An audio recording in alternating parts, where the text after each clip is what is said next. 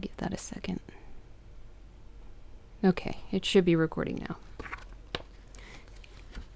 Alright, no more of the other subject. We've got to go over this book here. Let's actually do what we came here for. You guys are ridiculous. I love it, but you guys are ridiculous.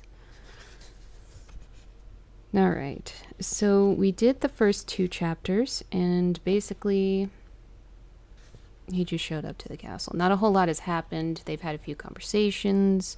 There was exploring the library, and we're just kind of getting a feel for Dracula and his castle.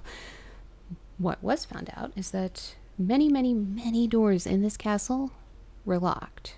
There was also a mishap with some wolves that were surrounding the carriage on his way to the castle, but they just fucked off. No real reason why, they just fucked off.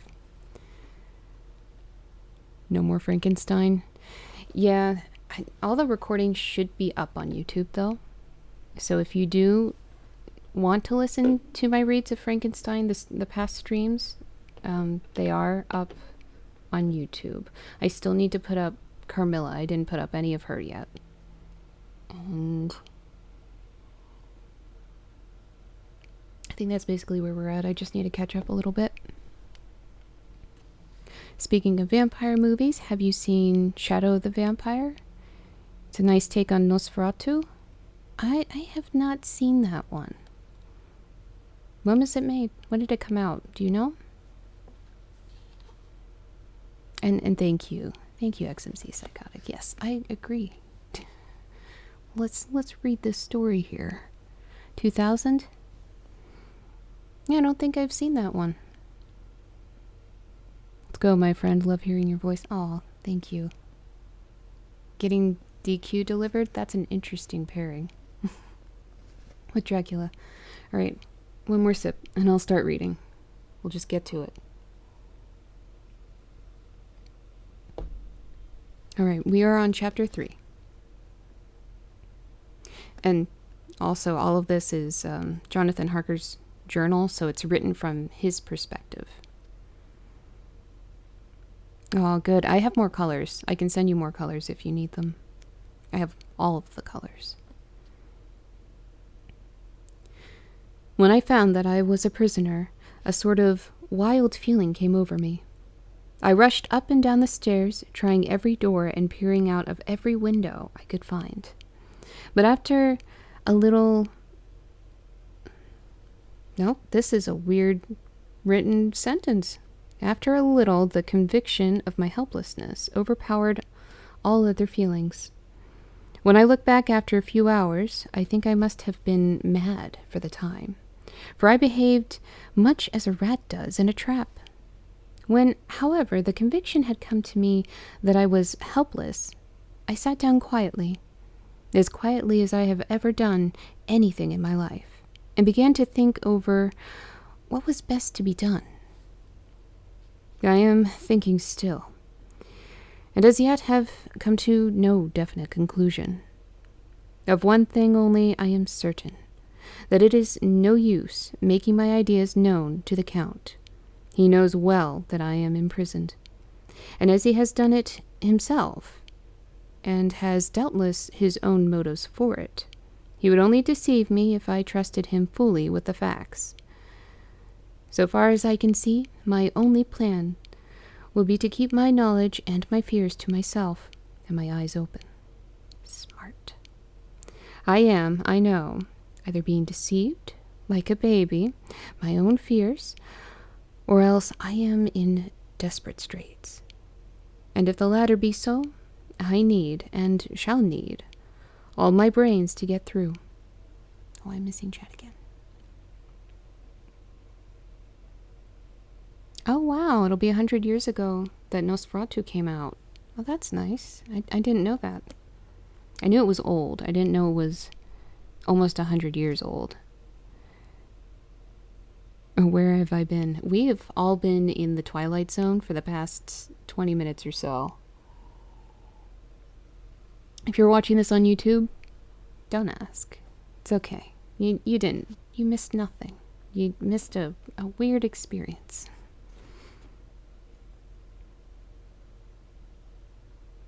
It's in the public domain. That's true. We could probably do a Discord watch of it and do that. Maybe that would be fun. Have like a classic monster movie day for ones that are in the public domain or something like that. I don't know. We'll figure it out.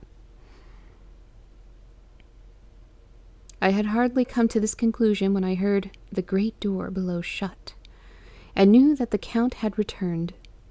He did not come at once into the library, so I went cautiously to my own room and found him making the bed. This was odd, but only confirmed what I had all along thought, that there were no servants in the house. When later I saw him through the chink of the hinges on the door, laying the table in the dining room, I was assured of it. For if he does himself all these menial offices, surely it is proof that there is no one else to do them. This gave me a fright, for if there is no one else in the castle, it must have been the Count himself who was the driver of the coach that brought me here. Not necessarily. The driver of the coach wasn't in the castle. I mean, he ends up being right, but that's a weird way to draw that conclusion. It's not logical. You wouldn't have known this at this point.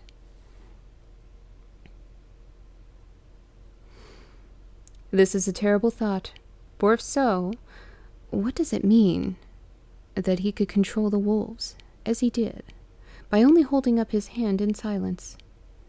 How was it that all the people at Bistritz and on the coach had some terrible fear for me? I mean, should have known, but okay. What meant the giving of the crucifix, of the garlic, of the wild rose, of the mountain ash? They didn't really go into detail as to what the people gave him other than the crucifix, but it's good to know. Bless that good woman who hung the crucifix round my neck, for it is a comfort and a strength to me whenever I touch it.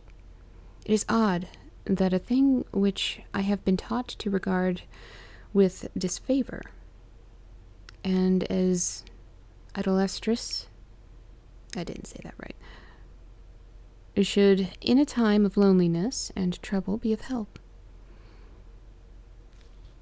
It is that there is something that there is something in the essence of the thing itself, or that it is a medium, a tangible help in conveying memories of sympathy and comfort?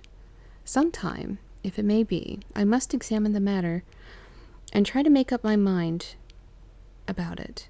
In the meantime, I must find out all I can about Count Dracula, as it may help me to understand. Tonight he may talk of himself. If I turn the conversation that way, I must be very careful, however, not to awake suspicion. Midnight.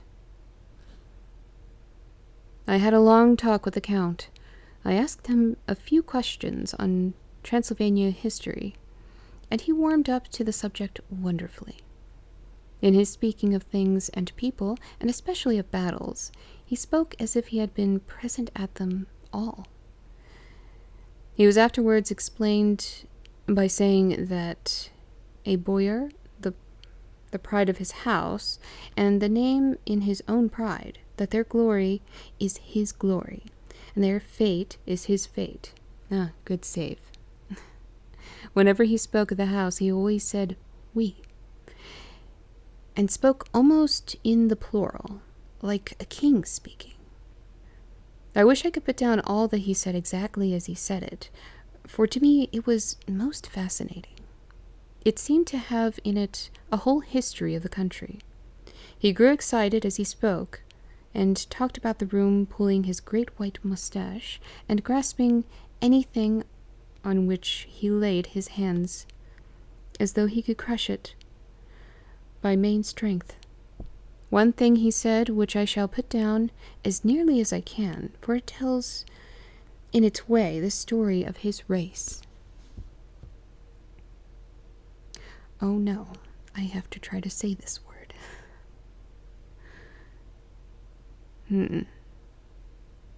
Sicalis? Sicalis? I don't know if I'm saying that right, have a right to be proud. For in our veins flows the blood of many brave races who fought as the lions fight for lordship. Here in the whirlpool of the European races, the Ugric tribe bore down from Iceland, and fighting spirit which Thor and Woden gave them, which their berserkers displayed. Oh my goodness, contact. Okay, stop. Sorry, my contact's freaking out. Displayed to such fell intent on the seaboards of Europe, and of Asia, and Africa too, till the peoples thought that the werewolves themselves had come. Here too, when they came, they found the Huns whose warlike fury had swept the earth like a living flame, till the dying peoples held that in their veins ran the blood of those old witches who, expelled from Scythia, had mated with the devils in the desert. Fools! Fools! What devil or what witch was ever so great as Attila? And Attila. I always say that wrong. Whose blood is in these veins. Oh my goodness, this guy is so full of himself. He held up his arms.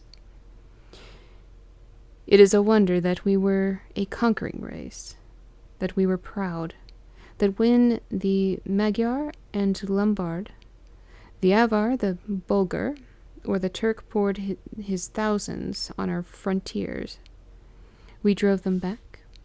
It is strange that Arpad and his legions swept through the Hungarian fatherland. He found us here when he reached the frontier. Oh my God, these words. That the Hungbalag, oh my God, Hunfaglalas. That's obnoxious. Who named that? Was completed there? That just sounds ridiculous. Oh, hey, Stumpkin. Hi. I haven't seen you in a while. It's good to see you.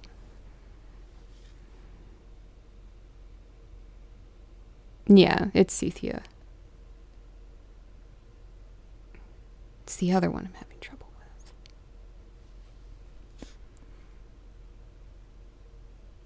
I lost my place now. Hold on, I'll find it. And when the Hungarian flood swept eastward, this one I still can't get. They were claimed as kindred by the victorious, the Magyars, and to us for centuries was trusted the guarding of the frontier of Turkeyland. That's exactly how it says it. It says it's Turkeyland. And more than that, endless duty of the frontier guard. My goodness, the light is so bad. For as Turkey says, water sleeps, and the enemy is sleepless. Who more gladly than we throughout the four nations received the bloody sword, or at its warlike call flocked quicker to the standard of the king? When was redeemed that great shame of my nation, the shame of Casanova, when the flags of the Wallach and the Magyar went down beneath the crescent? My goodness, he just keeps going. Who was it but one of my own race? Is Voivodi, or is it Voivode, crossed the Danube and beat the Turk on his own ground? This was Dracula indeed. Woe was it that his own unworthy brother, when he had fallen, sold his people to the Turk and brought the shame of slavery on them. Was it not this Dracula who indeed, who inspired that other of his race, who in a later age, again and again, brought his forces over the great river into Turkeyland. I'm sorry, I keep giggling every time I read it.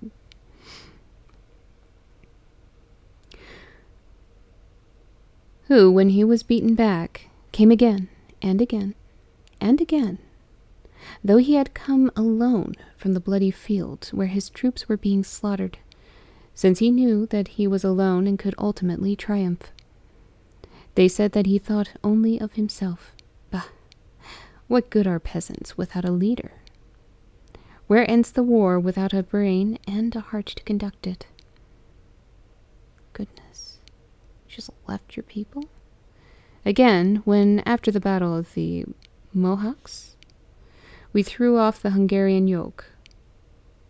We of Dracula blood were amongst their leaders, for our spirit would not brook that we were not free. Ah, young sir. Ah, fuck. Stop making me read this. The Secles, and the Dracula as their heart's blood, their brains, and their swords, can boast a record that mushroom growths like the Habsburgs and the Romanovs can never reach. The warlike days are over. The warlike days are over, my goodness. Apparently I'm tired. Sorry, guys. Mocha Moo Latte?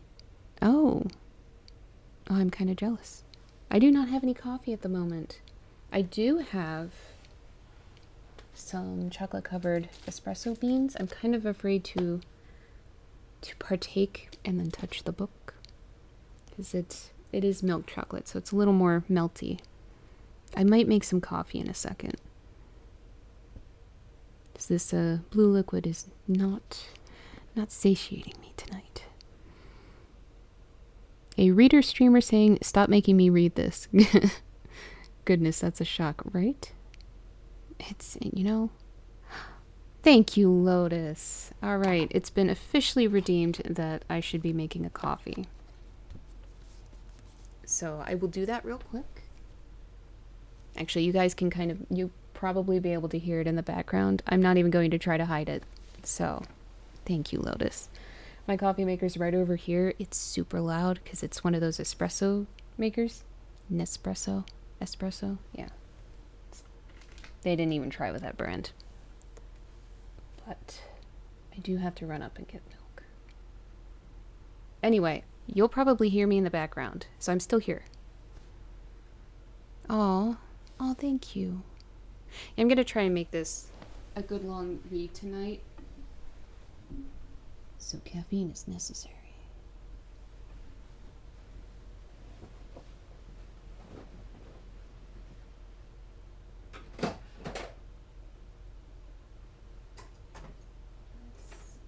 Let's get good actual espresso. You. Not you. Both you. Shit.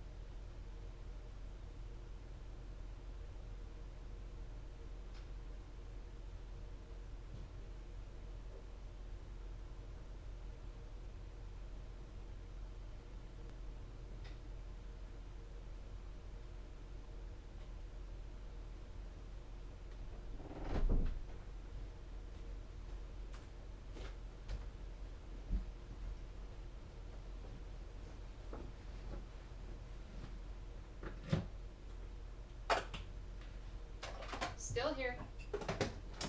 Somewhere in the background. Oh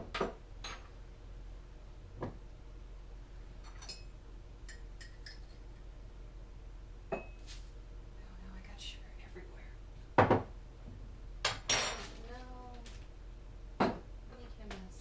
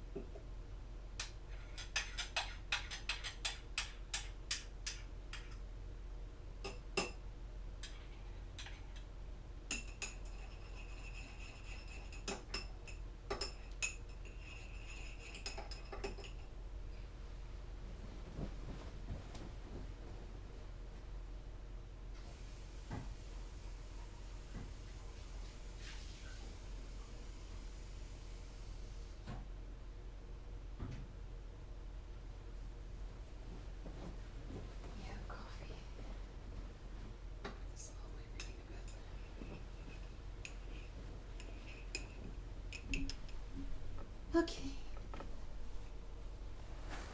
Sorry about that.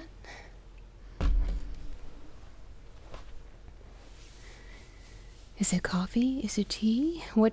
I'm definitely making coffee. My reading is a little lackluster tonight. I'm struggling a bit here, so it's definitely coffee. No question. Oh. That's so sweet. There's also foamed milk, which is... love it. Oh, you're very welcome. I mean, that's the least I could do for the amazing, awesome support you gave me recently. So, I definitely appreciate that, so I figured I should bring some people to you. I'm actually surprised I still have people in here.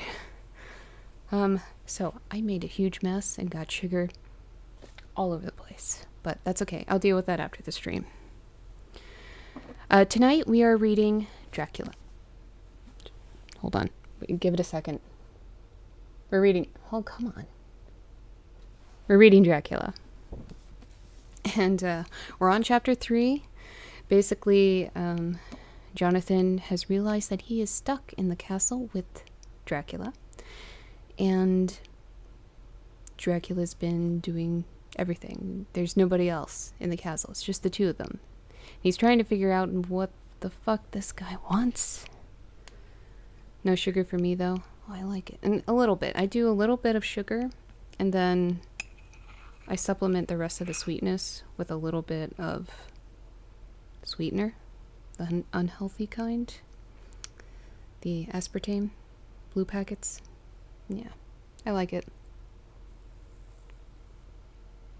I also like the foam milk. I'm sorry, this is my favorite part of the coffee is the foamy milk. It's so delicious.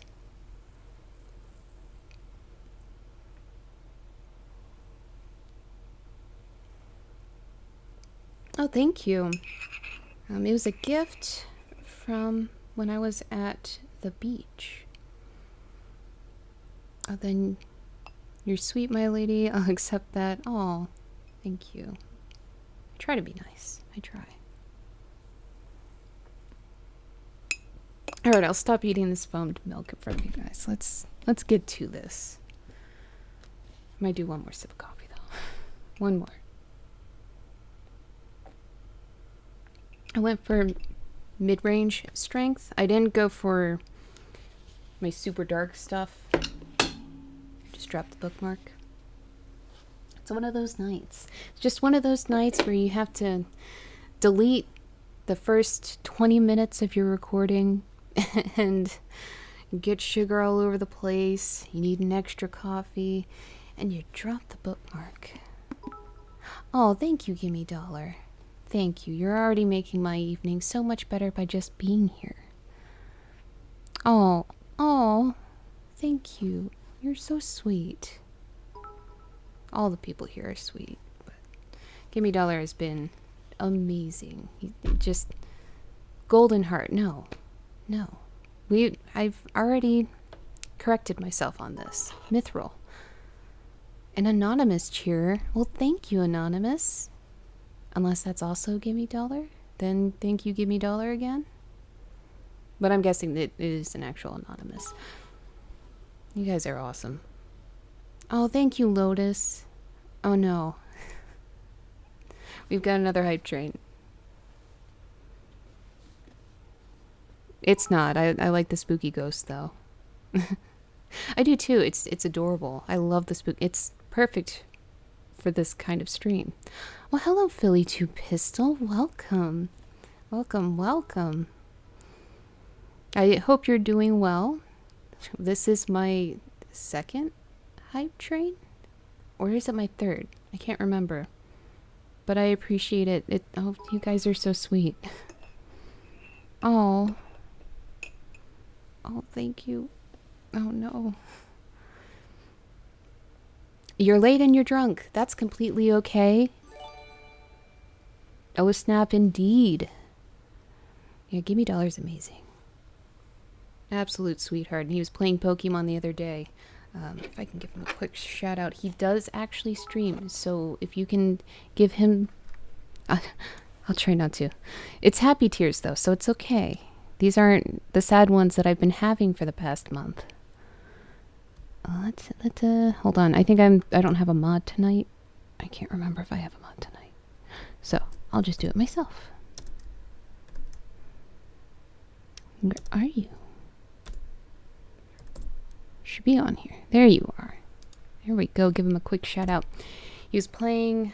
What were you playing? Was it Yellow? It was one of the classic ones. I can't remember which Pokemon you were playing. But I invaded his stream. Your run ended last night. All my Pokemon... Oh, no. Yeah, I had to lurk after a little while because I got a phone call. So I feel kind of bad that I missed that part. But I was still there lurking. Oh, thank you. You guys are so sweet. Okay, you were doing Yellow. Okay. Let's see. After how the stream started with you playing teacher, I wouldn't be surprised if you didn't have a mod tonight. You know, it's one of those streams. I'm having a mod for myself tonight, which is completely okay. Oh, thank you. Oh my goodness. You are going to make me cry. It's going to happen. I have coffee to distract me, though. With foamy milk. Oh, thank you so much. We made it to level 2. You guys are so awesome. And I have coffee thanks to Lotus. Look at that. That's great. I am here. Oh, that's right. I did keep you as a mod. Sorry, I forgot that I only briefly turned you into VIP. Okay, I do have a mod. He's just a little drunk, and that's okay. It's not the first time I've had a drunk mod. It's completely okay. This isn't a job. I appreciate you here helping me out. I appreciate you just being here. Even if you don't feel like modding tonight, that's okay. I understand that... And don't be sorry that you're late. You're here. That's what matters. I swear, I will start reading in a second. My heart is just warmed. It's so wholesome in here. Drunk mods are the best they are. They are the best. Because they still get shit done. They're drunk, but they get shit done. Proud of you. Proud of all my mods. And all of my friends. Actually, I think Stumpkin might be a mod. I don't know. I'll have to check. I definitely need to make him one if he's not one. It's not a job. That's right. It's an adventure. And this is just one of those streams that you don't know how it's going to go. It's going to start off with sex ed and then chaos. Just like drunk carpenters. No. Oh no. I mean, that's exciting. Definitely. Oh no. No. That's... You're dealing with tools. That's scary. Sex ed into a hype train with awesome coffee. It's a fun time. Now, drunk lawyers are the best, yes. That phone will disappear in like a minute, so I'm enjoying it while I have it before it completely disappears. I love this shit, though.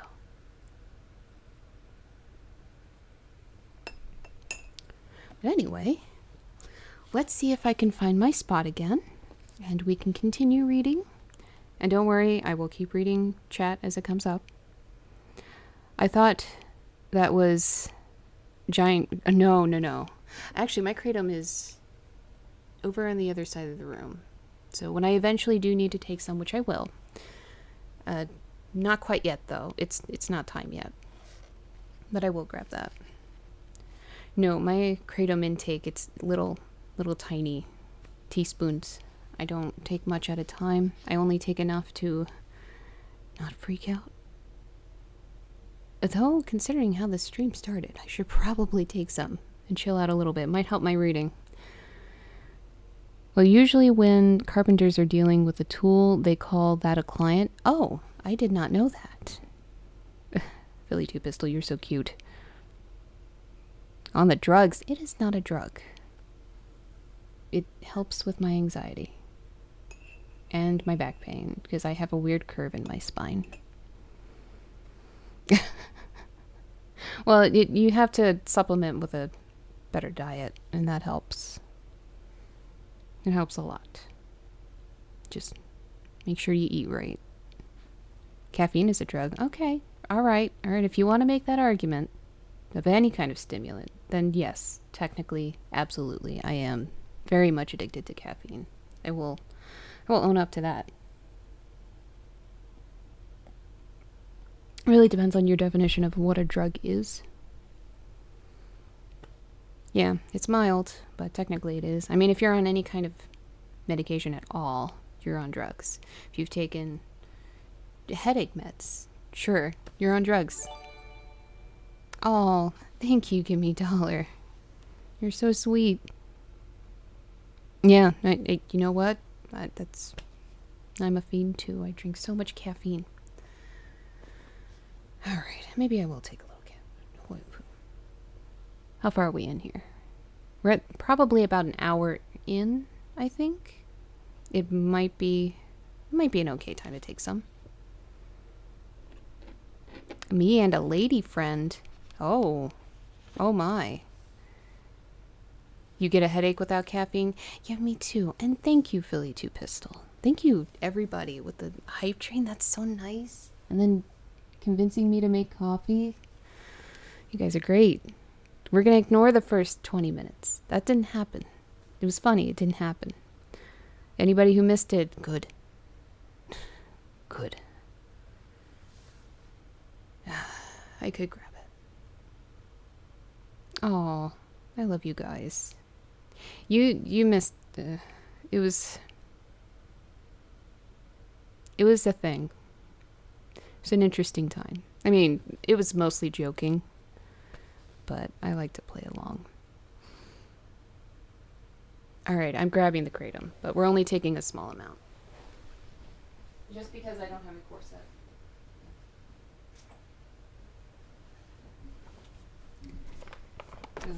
When I have my corset laced again, when I actually get around to it, I won't need to take it quite as much. Only for anxiety at that point.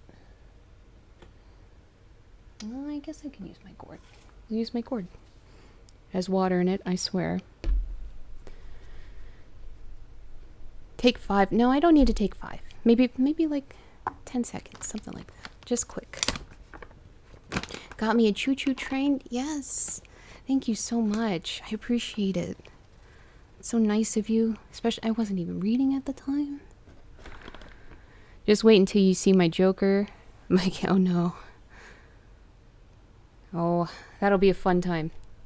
I love it. It looks cool. Oh, thank you. Too much makes me sick. Yes. Too much will definitely make you sick, actually. Just in case, because I can't remember the exact time that I took my last dose.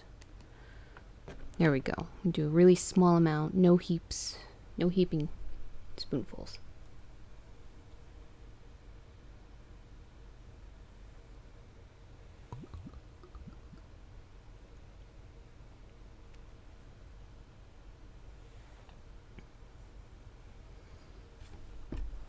No heaps.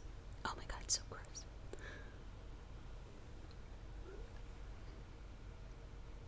Most states. What about most states? They hate kratom. Some of them do, at least. Oh, is kratom legal in the States? Yes, most states. Sorry. I read that in the wrong order and came to the wrong conclusion. Yeah, they don't like it, but it's legal.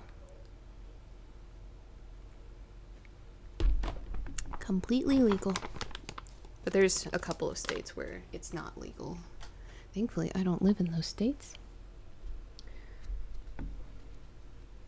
But it helps with my anxiety. Helps with my terrible back. Especially since I don't have my corset laced at all. It helps me sleep. I have really bad insomnia, so it's good to have. There's no high. Yeah, I guess at the most would be it makes me more talkative, but I wouldn't say that there's really a high. Or at least I don't take enough to where there is a high. But yes, each strain is completely different. What I take is a combination of different ones. So I take a blend of red, green, and white. So I take that since it pretty much covers all the bases that I need covered, at least for now.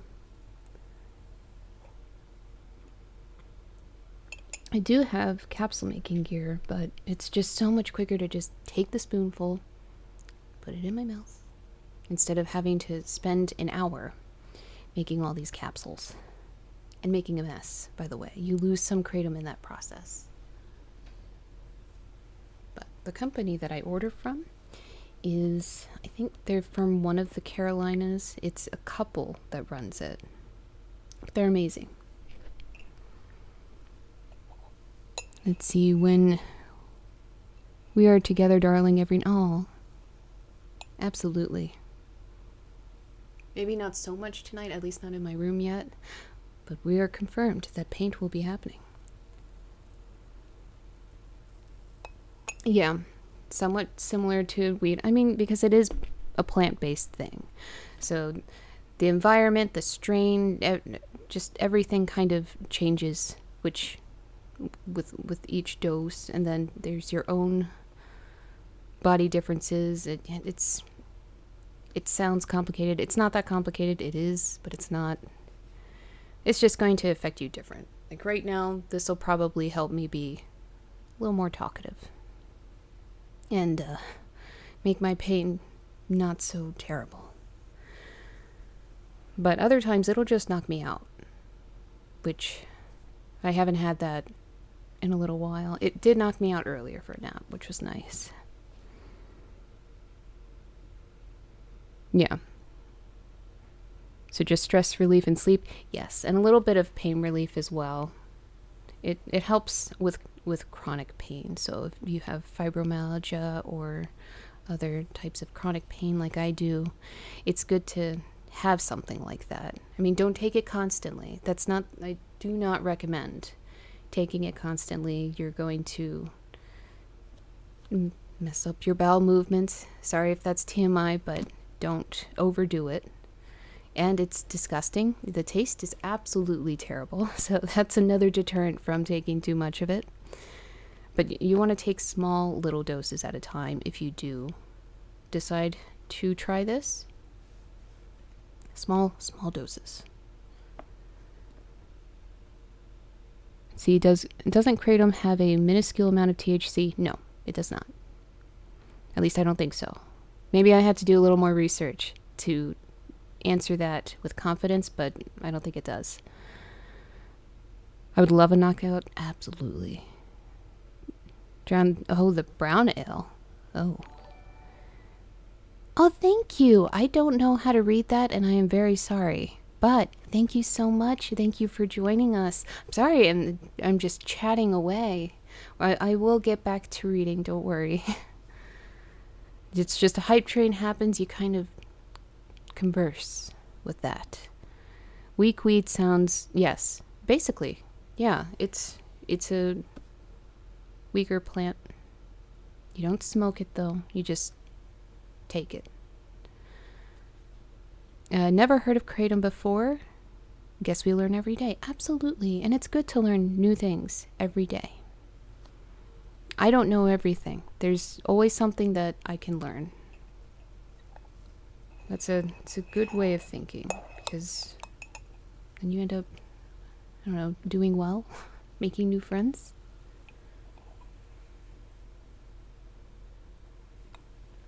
We're reaching the bottom of my coffee. It can help with a lot, absolutely. Gimme dollar knows. If you're having issues, again, with your sleep, with your stress, anxiety, with depression, or chronic pain, fibromyalgia, again, you have to do a little bit of research in the different types, but I would just go with the blend. Just go with the blend and your bases are covered. And it helps. It doesn't take away all of the pain. It doesn't take away all of your stress. It doesn't take away all of everything, but it does help a little bit.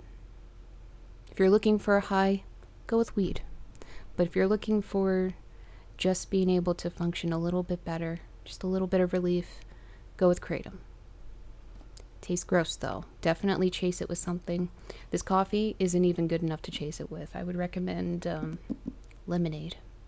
Lemonade is a good thing to chase kratom with, because the sour flavor, but there's also a bit of sweetness in there. It really helps. But I'll probably have to brush my tongue afterwards, because it gets stuck between your taste buds, and that's why it lingers. It's like torture. Not really. It's not terrible. It is terrible, but it's not torture. Nothing ever takes away all. Absolutely.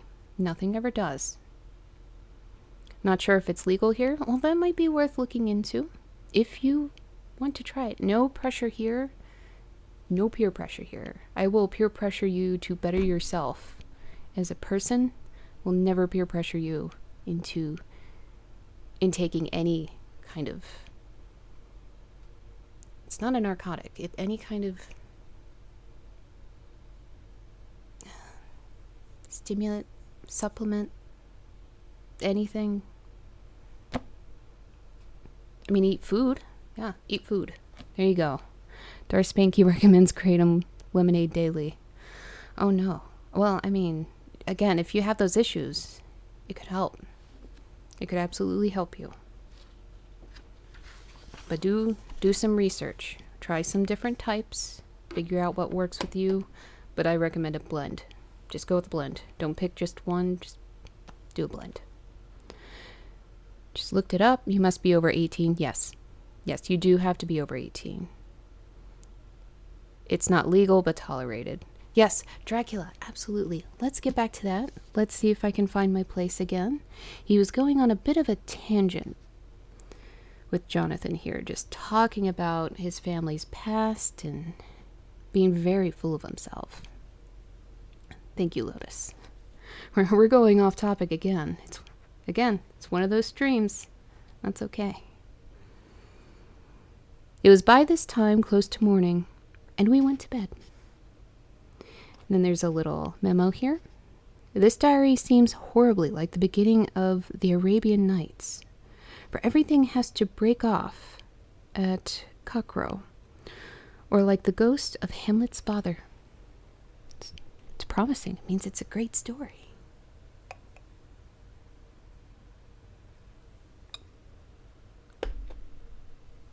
Thank you again, Lotus. Such relief. The 12th of May. Let me begin with facts. I combined words there. Let me begin with facts.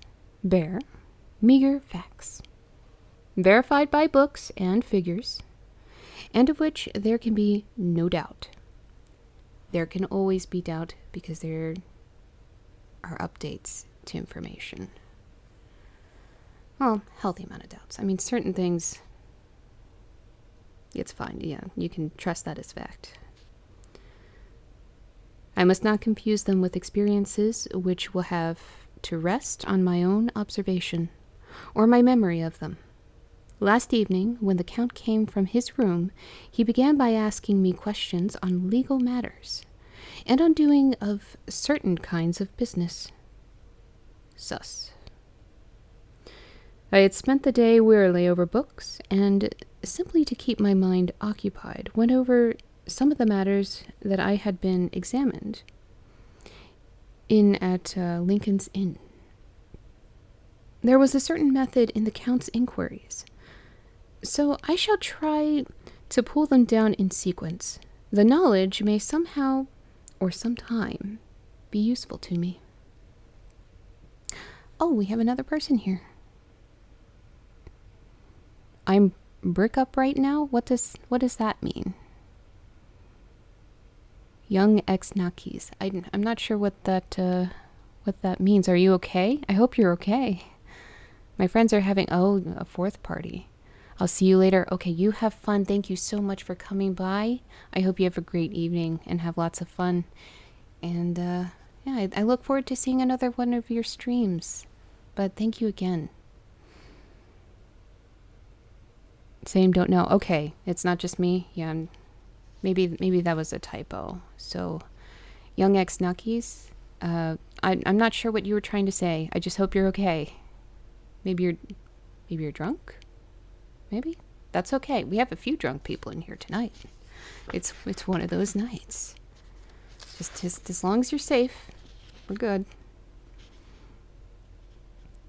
First, he asked if a man in England might have 2 solicitors or more. I told him he might have a dozen if he wished, but that it would not be wise to have more than 1 solicitor engaged in one transaction, as only one could act at a time, and that to change would be certain to militate against his interest. He seemed thoroughly to understand and went on to ask if there would be any practical difficulty in having one man to attend, say, to banking, and another to look for shipping, in case of local help were needed in a place far from the home of the banking solicitor. I asked him to explain more fully, so that I might not by any chance mislead him. So he said, "Oh, there's people. Oh, Behemoth. Nice name. Hi, I came from a Mixer. This is the content I like to see." Oh, you came from Mixer. Oh, nice. I have not been on Mixer. I haven't really heard. I've heard of it, but I haven't heard much about it. I know that there was streaming on there. But hi, welcome, and I love your name. It's awesome. She has a great voice. Thank you. Thank you. It gets a little scratchy, but thank you guys.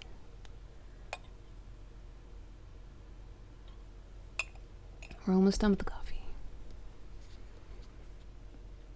I shall illustrate your friend and mine, Mr. Peter Hawkins, from under the shadow of your beautiful cathedral at Exeter, which is far from London, buys for me through your good self my place at London. Good. Now here, let me say frankly, lest you should think it strange that I have sought the services of one so far off from London instead of some one resident there, that my motive was that no local interest might be served save my wish only, and as one of London residents might, perhaps, have some purpose of himself or friend to serve, I went thus afield to seek my agent, whose labors should be... Turn the page. Mixer is dead. Oh no. Only to my interest. Now I suppose I, who have much of affairs, wish to ship goods, say, to Newcastle, or Durham, or Harwick. Could be Harwick. It could be Harwick. It's gets a little complicated when you go over into the European region because you're fighting with different languages and pronunciations. Or Dover.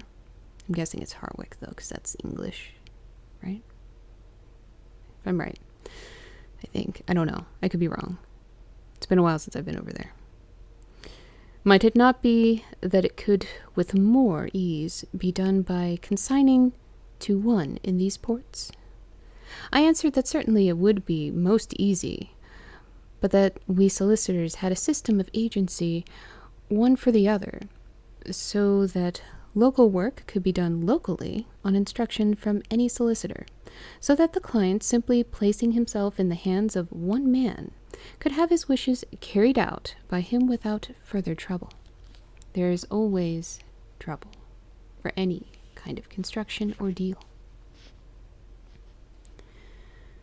But, said he, I could be at liberty to direct myself. Is it not so? Of course, I replied.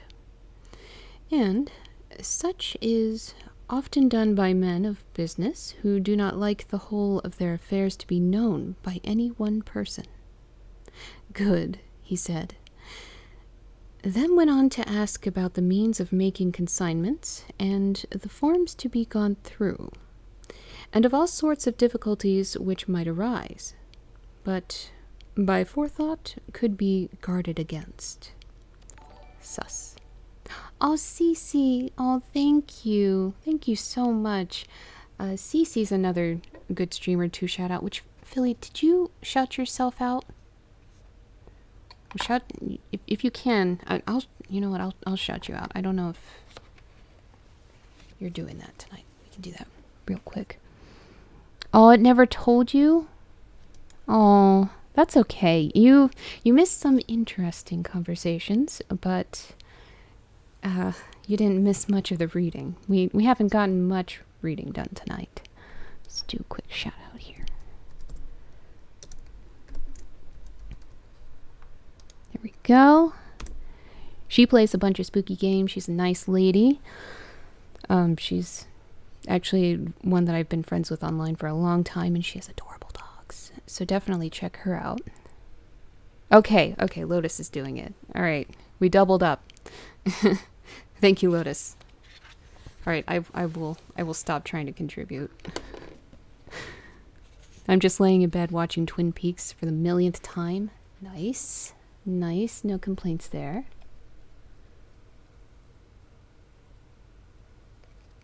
Excuse me. I love coffee.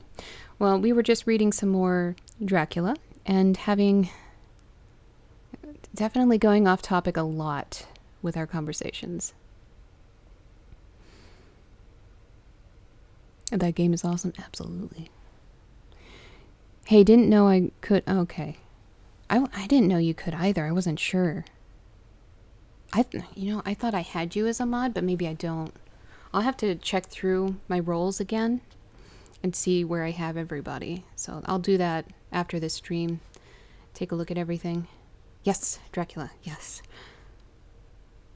I lost my place. Hold on. I know what page I'm on.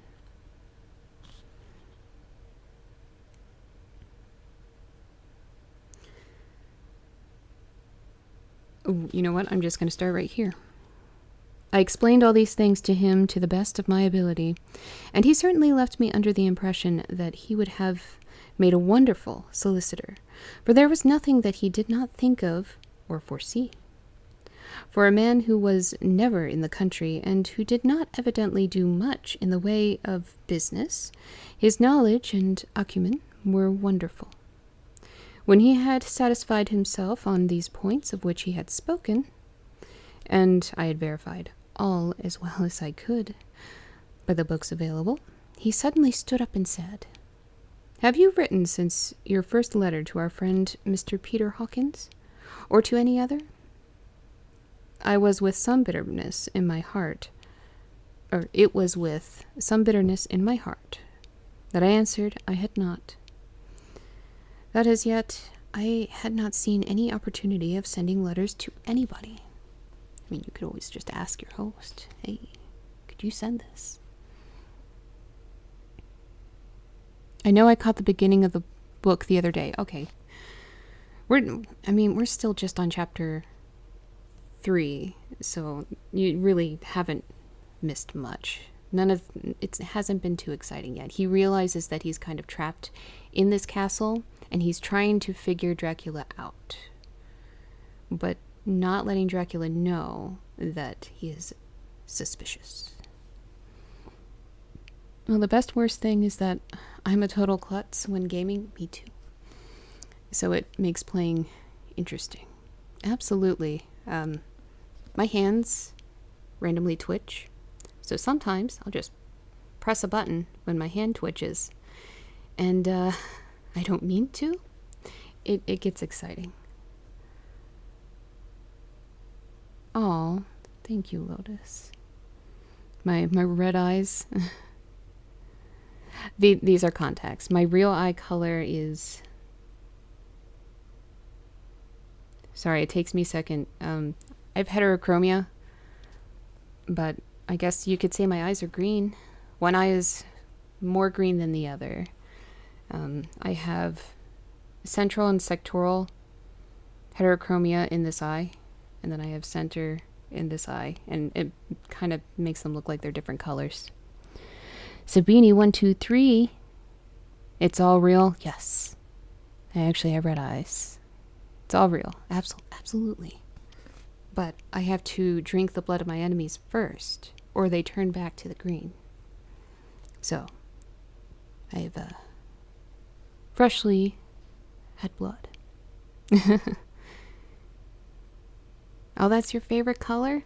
I kind of got the hint of that, judging by your name's color on here. Oh, you have negative 5.5. Oh my goodness. That's awful. I'm sorry. That must be hard to see. I forget what mine is. I need to go see an eye doctor. But I have bad eyesight too. Not that bad, but my goodness, you poor thing. I lost my place again. Oh no. I'll find it. Give me a moment. I'm a professional. Oh no. Here we go. Then right now, my young friend, he said, laying a heavy hand on my shoulder, write to our friend, and to any other, and say, if it will please you, that you shall stay with me until a month from now. My goodness. Do you wish me to stay so long? Oh, how do I say that? Lequin is now following. I'm sorry if I butchered that, but thank you so much for the follow and welcome.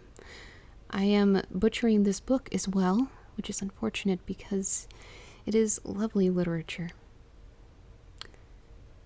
But hey, I'm trying. Lequin. Okay. I was completely wrong. Well, anyway, thank you for correcting me, and thank you for joining us. Hi, yes. Hi, nice to see you. I am butchering it. You know, I combined two words earlier. I don't even know what I ended up saying. But I combined two words that did not need to be combined at all. Maybe I'll make more coffee. Not right now. I've already veered off topic enough.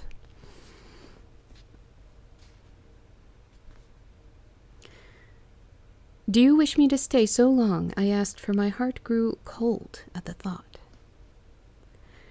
I desire it much. Nay, I will take no refusal. My. When your master, employer, what you will, engaged that someone should come on his behalf, it was understood that my needs only were to be consulted. I have not stinted. Is it not so? What could I do but bow acceptance? It was Mr. Hawkins' interest, not mine, and I had to think of him, not myself. And besides, while Count Dracula was speaking, there was that in his eyes and in his bearing which made me remember that I was a prisoner, and that if I wished it, I could have no choice. The Count saw his victory in my bow, and his mastery in the trouble of my face, for he began at once to use them, but in his own smooth, resistless way. My goodness, this man is cocky. I believe that's the term. You should read Romeo and Juliet. That'd be fun. Oh my goodness. Would you really do that to me? Maybe if I got enough requests, I would attempt it, but don't do that to me. For now, we'll stick with horror. I do have another book of bedtime stories, and I actually checked it over. It is the original text of all of those stories. I wasn't sure if it was going to be, but yes, it is the original text, which means I didn't need to buy Frankenstein. Fuck my life, right? I didn't need to. I had the book. I had the story. Okay, let me get one. It's good timing. Hold on, let me grab it. It's right over here.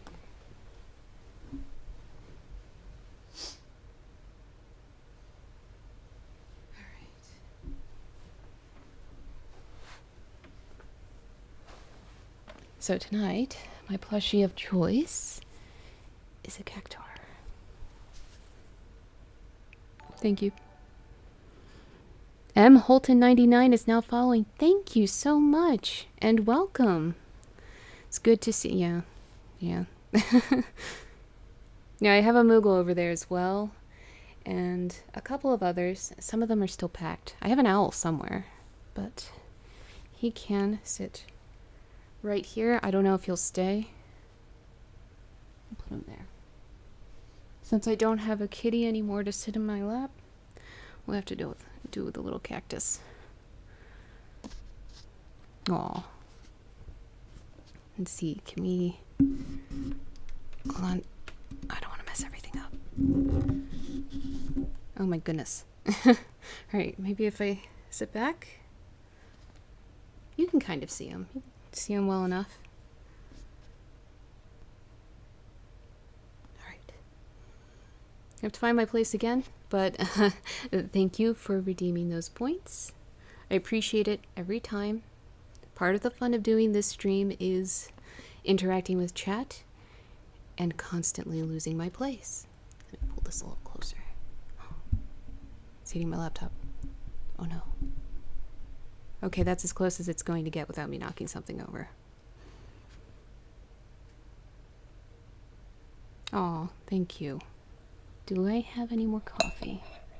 I might have to go back to blue liquid. It looks like there's a sip.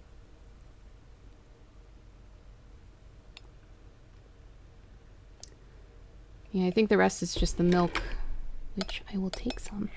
I'm sorry, I'm making all this obnoxious noise. I'm sorry if anybody's actually trying to sleep to this.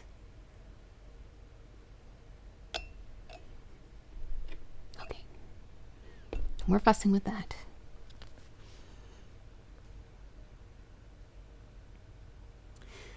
I pray you, my good young friend, that you will not discourse of things other than business in your letters.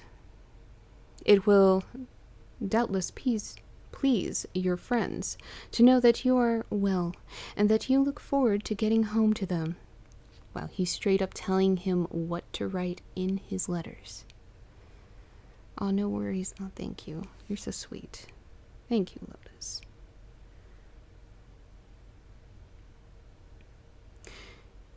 Is it not so? As he spoke, he handed me 3 sheets of notepaper and 3 envelopes. They were all of the thinnest foreign post, and looking at them, then at him, and noticing his quiet smile with the sharp canine teeth laying over the red underlip, I understood as well as if he had spoken that I should be careful what I wrote, for he would be able to read it. So I determined to write only formal notes now, but to write fully to Mr. Hawkins in secret, and also to Mina, for to her I could write in shorthand, which would puzzle the Count, if he did see it. When I had written my 2 letters, I sat quiet, reading a book whilst the Count wrote several notes, referring as he wrote them to some books on his table. Then he took up the 2 letters, and placed them on his own and put his writing materials, after which, the instant the door had closed behind him, I leaned over and looked at the letters, which were face down on the table.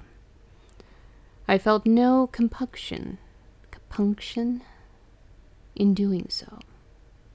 For under the circumstances, I felt that I should protect myself in every way I could. Smart man.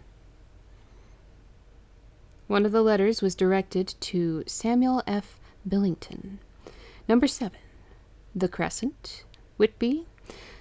Another to Herr Lutner, not Lunter, Lutner, Varna. The third was to Coutts and Co. It's a company name. London, and the 4th to Herren Klopstock and Billruth, bankers in Budapest. The second and fourth were unsealed. I was just about to look at them when I saw the door handle move. I sank back in my seat, having just had time to replace the letters as they had been, and to resume my book before the Count, holding still another letter in his hand, entered the room. He took up the letters on the table and stamped them carefully, and then turning to me, said, "I trust you will forgive me, but I have much work to do in private this evening.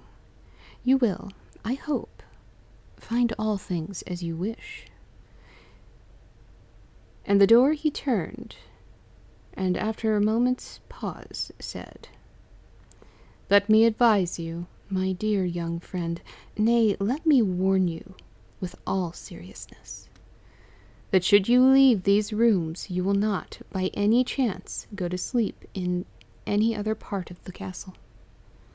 It is old and has many memories, and there are bad dreams for those who sleep unwisely. Truth. Be warned.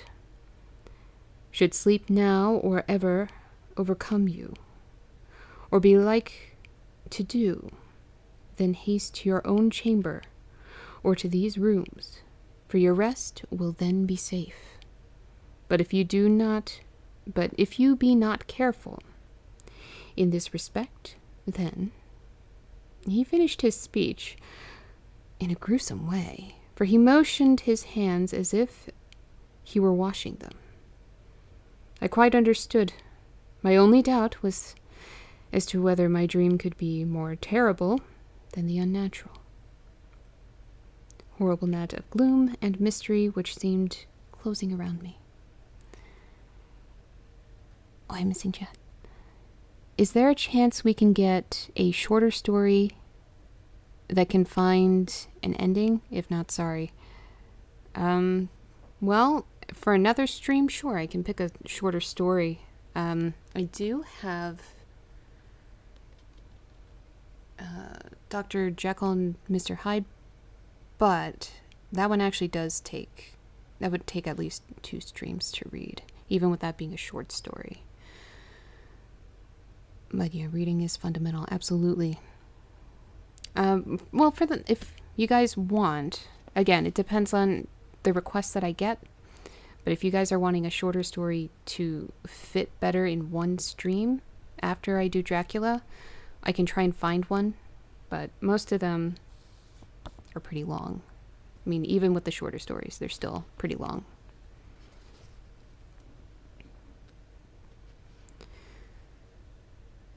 Now I have to find my place.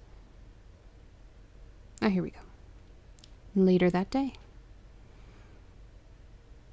I endorsed the last words written, but this time there is no doubt in question. Oh, thank you, Petal Thorn, and welcome, by the way. I'm so glad you're here, and I appreciate the support. That's very sweet of you. But yes, I'll look and see in my collection, see if I have any short stories that are in the public domain for you. We'll see what I can do. I'm sure I can find something, and then we can come back to this book if need be. Don't be afraid to go into my Discord and give suggestions. That's a good place where I can look and see it all in one place instead of trying to remember what was in chat, because this is going to disappear. So my short-term memory isn't great. So if you have suggestions, go to my Discord. Go there, leave it there, and I'll be able to see them all in one place. I have placed the crucifix over the head of my bed. I imagine that my rest is thus freer from dreams, and there it shall remain. When he left me, I went to my room. After a little while, not hearing any sound, I came out and went up the stone stair to where I could look out towards the south. There was some sense of freedom in the vast expanse, inaccessible though it was to me, as compared with the narrow darkness of the courtyard. Looking out on this, I felt that I was indeed in prison, and I seemed to want a breath of fresh air. Though it were night, I am beginning to feel this nocturnal existence tell on me. We all do. It is destroying my nerve. I start at my own shadow, and am full of all sorts of horrible imaginings. God knows that there is ground for my terrible fear in this accursed place. I looked out over the beautiful expanse, bathed in soft yellow moonlight, till it was almost as light as day. In the soft light, the distant hills became melted, and the shadows in the valleys and gorges of velvety blackness. The mere beauty seemed to cheer me. There was peace and comfort in every breath I drew. As I leaned from the window, my eye was caught by something moving a story below, and somewhat to my left, where I imagined from the order of the rooms that the windows of the Count's own room would look out. The window at which I stood was tall and deep, stone mullioned, and though weather-worn, was still complete. But it was, evidently,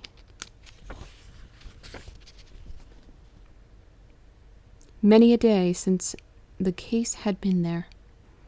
I drew back behind the stonework and looked carefully out. Disc? What do you mean disc? Oh, I'm missing things. Some Lovecraft novels? I do have Lovecraft somewhere. I haven't been able to find it, though. I lost a lot of things in the move. Maybe it'll be found at some point. I gotta unpack some more.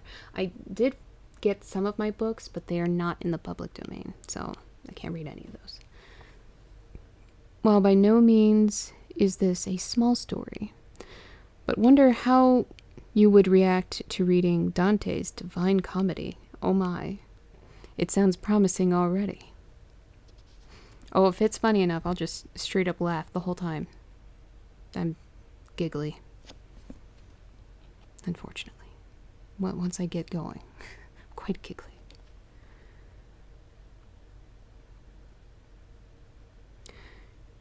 You do not list your Discord. It's a command. Here.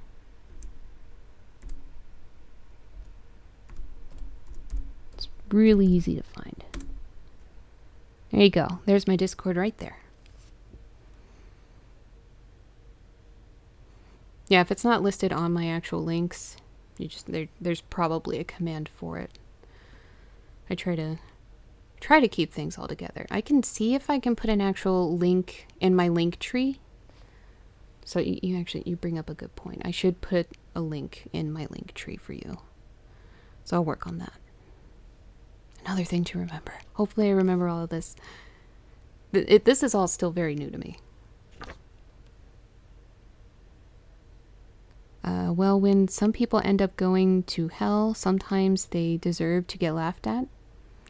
Lurking whilst camping. Oh, hello, Jerm. Oh, I hope your camping is enjoyable. I hope it's going well. I hope you're having a great weekend. And thank you so much for showing up, even though you're camping. That's awesome. It's very sweet. Yeah, my Discord will develop over time. Okay, back to reading.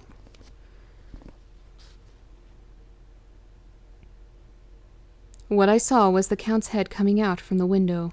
I did not see the face, but I knew the man by the neck and the movement of his back and arms. In any case, I could not mistake the hands which I had so many opportunities of studying. Mortally Challenged is now following. Thank you, and that is an interesting name. But welcome to my reading of Dracula. We keep veering off subject here and there, which I do apologize to the people that have been sticking around. I do appreciate you staying. I really do appreciate it. Seriously. But it's a relaxed read anyway. That's how these are supposed to be. It's not too serious. So feel free to chat. Everybody in here is friendly. Sometimes They're a bit cheeky. Okay, maybe not just a bit, they're very cheeky. But good people. I'll find my place, I swear. This is the 20th time I have lost my place. I don't know actual numbers.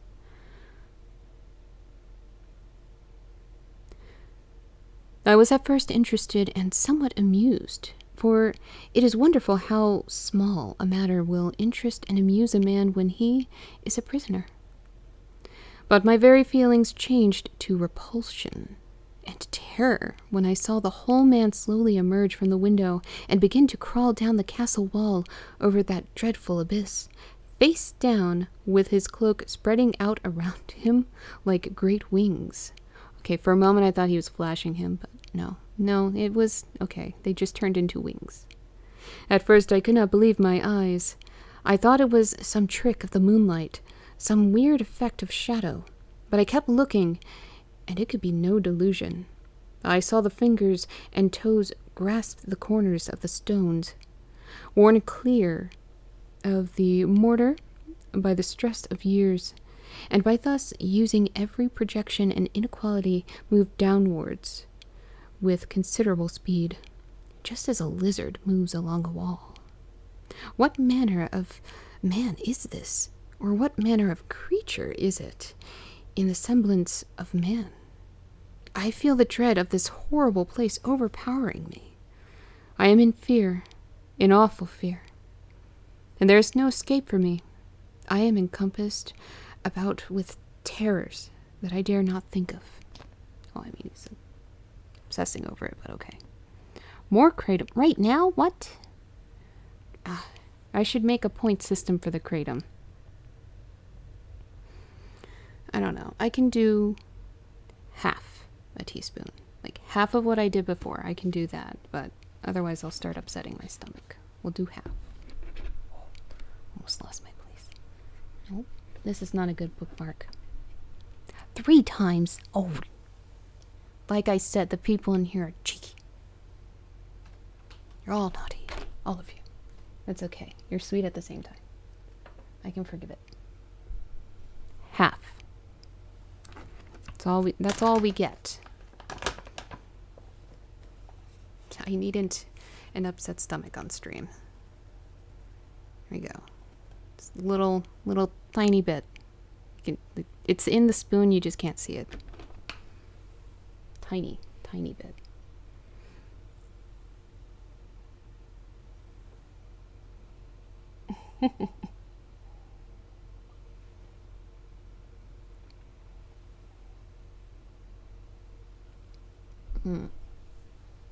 It's so gross. So gross. Sorry for the bad noises. No, I'm not doing 3 times. Yum. My goodness. You are so full of it today. It's a good thing I think it's adorable. You've got blue liquid. Helps a little bit with the taste. It's not the best thing to chase it with, but it helps a little.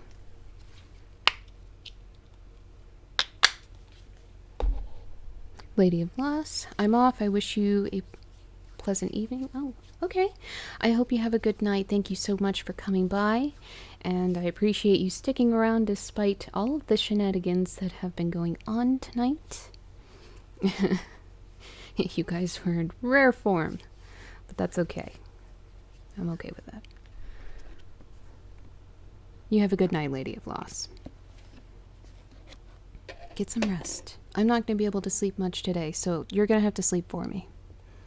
That goes to all of you. I need you guys to collectively get an extra hour of sleep so that it can be transferred to me. You'll be resting for me. Alright, 15th of May. Once more I've seen the Count go out in his lizard fashion. He moved downwards in a sidelong way, some 100 feet down, and a good deal to the left. He vanished into some hole or window. When his head had disappeared, I leaned out to try and see more, but without avail. The distance was too great to allow a proper angle of sight. I knew he had left the castle now, and thought to use the opportunity to explore more than I had dared to do so as yet. I went back to the room and, taking a lamp, tried all the doors. They were all locked, as I had expected, and the locks were comparatively new. But I went down the stone stairs to the hall where I had entered originally. I found I could pull back the bolts easily enough and unhook the great chains. But the door was locked, and the key was gone.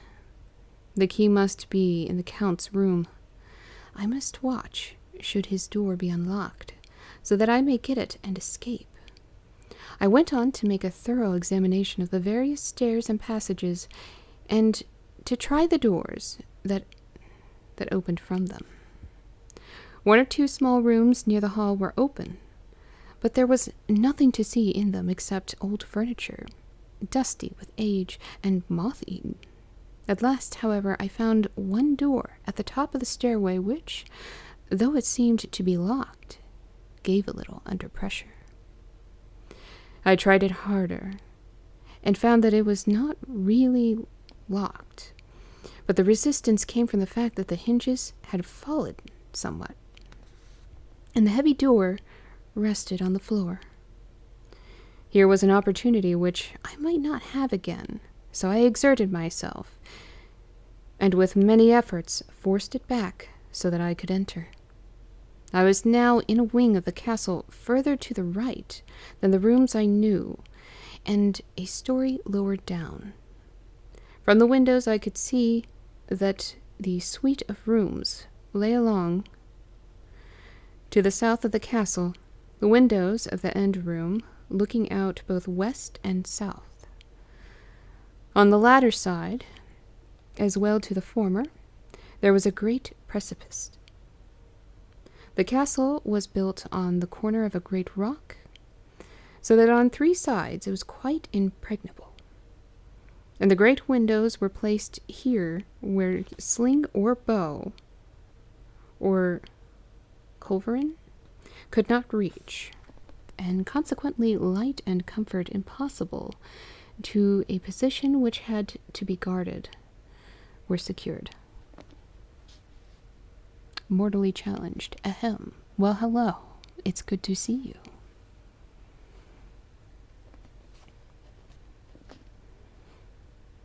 To the west was a great valley, and then, rising far away, great jagged mountain, fastness, rising peak on peak, the sheer rock studded with mountain ash and thorn, whose roots clung in the cracks and crevices and crannies of the stone.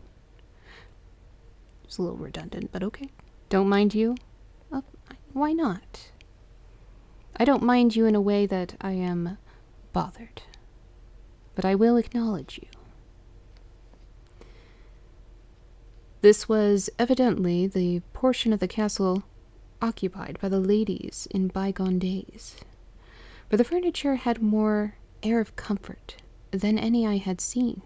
The windows were curtainless, and the yellow moonlight flooding in through the diamond panes enabled one to see even colors, whilst it softened the wealth of dust which lay over all, and disguised, in some measure, the ravages of time and the moth. My contact is moving. Okay, we're good. I think it's staying still now. My lamp seemed to be of little effect in the brilliant moonlight, but I was glad to have it with me, for there was a dread loneliness in the place which chilled my heart and made my nerves tremble. Still, it was better than living alone in the rooms which I had come to hate from the presence of the Count, and after trying a little to school my nerves, I found a soft quietude come over me. Here I am, sitting at a little oak table, where in old times possibly some fair lady sat to pen. With much thought and many blushes, her ill-spelt love letter and writing in my diary in shorthand all that has happened since I closed it last.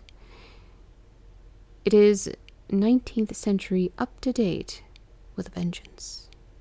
And yet, unless my senses deceive me, the old centuries had, and have, powers of their own which mere modernity? Oh my goodness.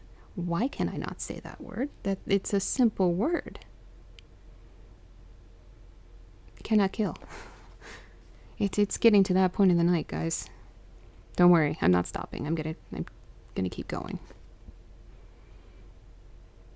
Later, which I think it might still be nighttime. Oh, no.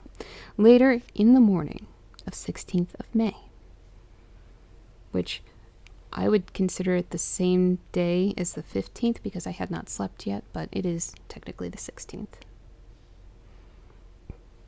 God preserve my sanity, for to this I am reduced. Safety and the assurance of safety are things of the past. Whilst I live on here, there is but one thing to hope for, that I may not go mad, if, indeed, I be not mad already. If I be sane, then surely it is maddening to think that of all the foul things that lurk in this hateful place, the Count is the least dreadful to me. That to him alone I can look for safety, even though this be only whilst I can serve his purpose. Great God, merciful God, let me be calm, for out of that way lies madness indeed. I begin to get new lights on certain things which have puzzled me. Up to now, I never quite knew what Shakespeare meant when he made Hamlet say, my tablets. Quick, my tablets. 'Tis meet that I put it down, etc. For now, feeling as though my own brain were unhinged, or as if the shock had... Who's texting me? Stop texting me. You guys know.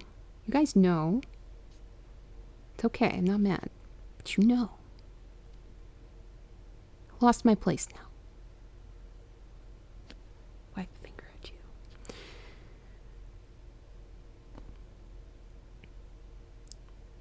We'll just restart this sentence. For now, feeling as though my own brain were unhinged, or as if the shock had come which must end in its undoing, I turn to my diary for repose.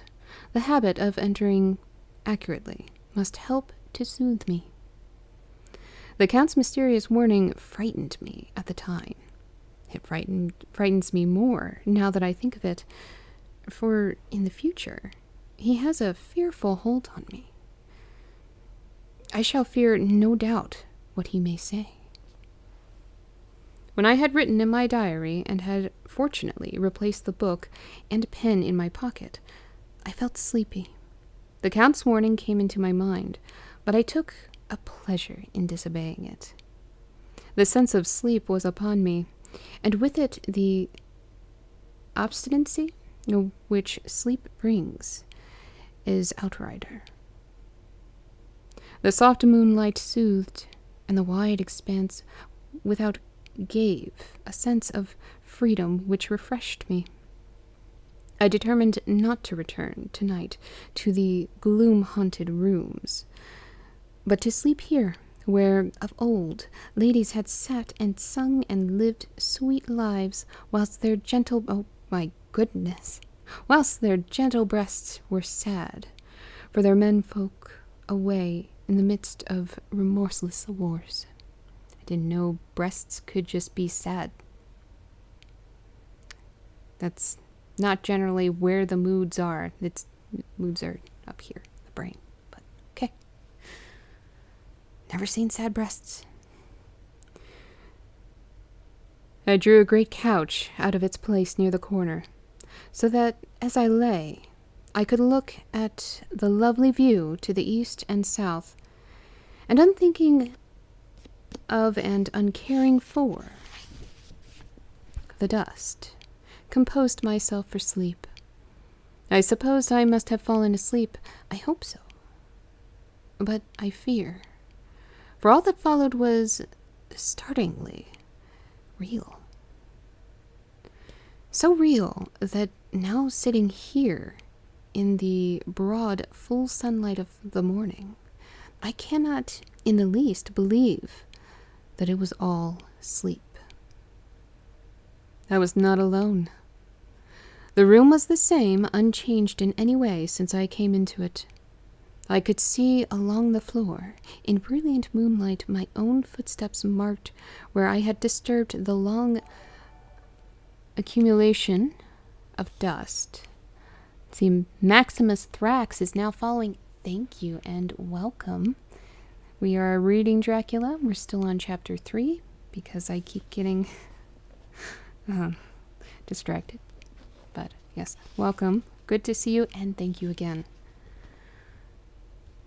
In the moonlight opposite me were 3 young women, ladies by their dress and manner. I thought at the time that I must be dreaming when I saw them, for though the moonlight was behind them, they threw no shadow on the floor. They came close to me and looked at me for some time, and then whispered together. 2 were dark and had high aquiline noses, like the Count, and great dark piercing eyes that seemed to be almost red when contrasted with the pale yellow moon. The other was fair as can be, with great wavy masses of golden hair and eyes like pale sapphires. I seemed somehow to know her face, and to know it in connection with some dreamy fear, but I could not recollect at the moment how or where. All 3 had brilliant white teeth that shone like pearls against the ruby of their voluptuous lips. My. There was something about them that made me uneasy. Some longing, and at the same time, some deadly fear. I felt in my heart a wicked, burning desire that they would kiss me with those red lips. It is not good to note this down, lest some day it should meet Mina's eyes and cause her pain. But it is the truth. They whispered together, and then they all 3 laughed. Such a silvery, musical laugh, but as hard as though the sound never could have come through the softness of human lips.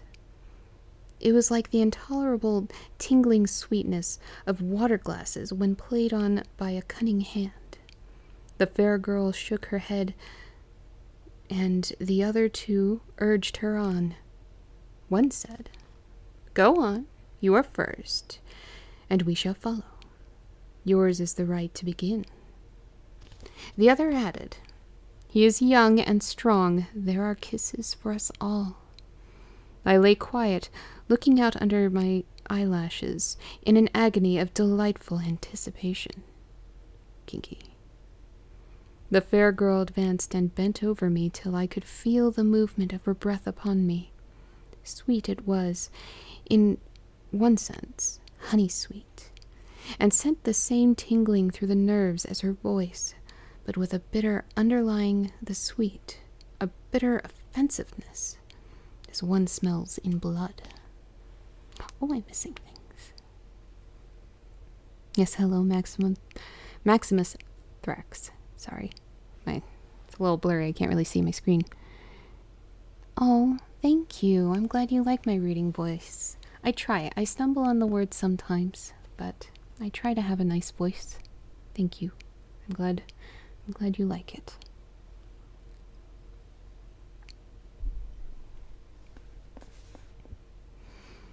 I was afraid to raise my eyelids, but looked out and saw perfectly under the lashes. The girl went on her knees and bent over me, simply gloating. There was a deliberate voluptuousness which was both thrilling and repulsive.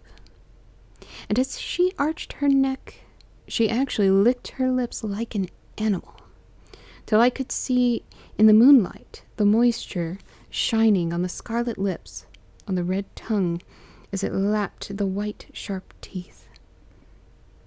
Lower and lower went her... Oh, went her head as the lips went below the range of my mouth and chin and seemed about to fasten on my throat. Then she paused, and I could hear the churning sound of her tongue as it licked her teeth and lips, and could feel the hot breath on my neck.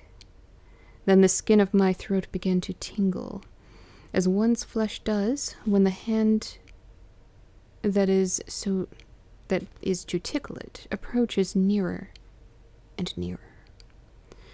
I could feel the soft, shivering touch of the lips on the supersensitive skin of my throat, and the hard dents of two sharp teeth just touching and pausing there.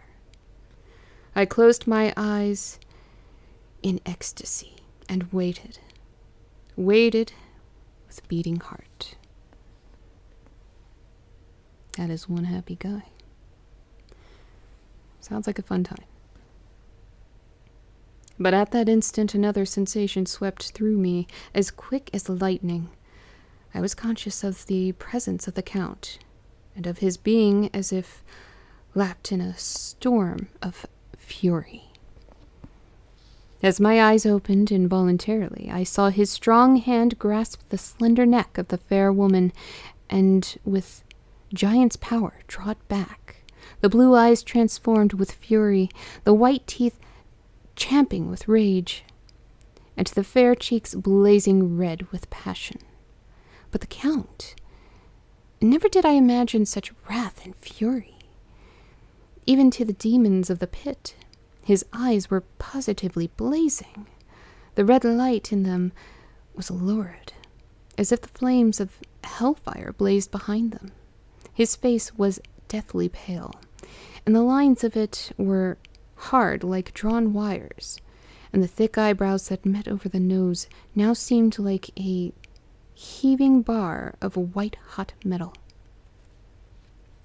With a fierce sweep of his arm, he hurled the woman from him, my goodness, and then motioned the others as though he were beating them back. It was the same imperious gesture that I had seen used on the wolves, in a voice which, though low and almost in a whisper, seemed to cut through the air and then ring round the room.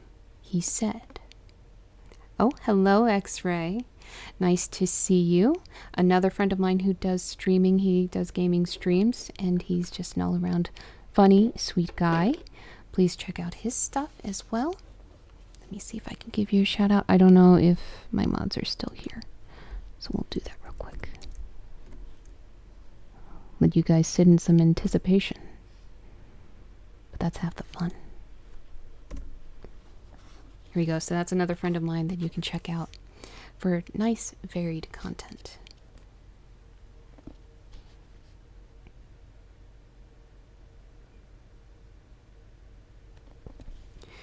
How dare you touch him, any of you? How dare you cast eyes on him when I had forbidden it? Back, I tell you all. This man belongs to me. Beware how you meddle with him, or you'll have to deal with me." The fair girl, with a laugh of ribald, I don't know what that word is. Coquetry? That doesn't sound right. Turned to answer him. "You yourself never loved. You never love." On this the other women joined, and such mirthless, hard, soulless laughter rang through the room that it almost made me faint to hear. It seemed like the pleasure of fiends. Then the Count turned, after looking at my face attentively, and said in a soft whisper, "Yes, I too can love. You yourselves can tell it from the past. Is it not so? Well, now I promise you that when I am done with him, you shall kiss him at your will." Truckin 101 is now following. Thank you so much and welcome. We're about to finish chapter 3 of Dracula. Now go, go. I must awaken him, for there is work to be done. Sorry. "Are we to have nothing tonight?" said one of them, with a low laugh, as she pointed to the bag which he had thrown upon the floor. and which moved as though there was some living thing within it. For answer, he nodded his head. One of the women jumped forward and opened it. If my ears did not deceive me, there was a gasp and a low wail, as of a half-smothered child. The women closed round, whilst I was aghast with horror. But as I looked, they disappeared, and with them the dreadful bag. There was no door near them, and they could not have passed me without my noticing. They simply seemed to fade into the rays of the moonlight and pass out through the window, for I could see outside the dim, shadowy forms for a moment before they entirely faded away. Then the horror overcame me, and I sank down to unconsciousness. Okay, we are on chapter 4 now. My book does not want to open. This is a continuation of his journal. I don't know why they keep writing it on each chapter. We get it. That is the perspective of the story. I awoke in my own bed. If it be that I had not dreamt, the Count must have carried me here. I tried to satisfy myself on the subject, but could not arrive at any unquestionable results. It's an exciting night. Excuse me. To be sure, there were certain small evidences, such as that my clothes were folded and laid in the manner which was not my habit. My watch was still unwound, and I am rigorously accustomed to wind it the last thing before going to bed. Oh, okay. And many such details. These things are no proof, for they may have been evidences that my mind was not as usual, and from some cause or another I had certainly been much upset. I must watch for proof. One thing I am glad, if it was that the Count carried me here and undressed me. He must have been hurried in his task, for my pockets are intact. I am sure this diary would have been a mystery to him, which he would not have brooked. He would have taken or destroyed it. As I look round this room, although it has been to me so full of fear, it is now a sort of sanctuary. For nothing can be more dreadful than those awful women who are, waiting to suck my blood. That's not so bad. Well, if they drain you completely, it is bad, but it's not so bad. The 18th of May. So this is... They skipped a day.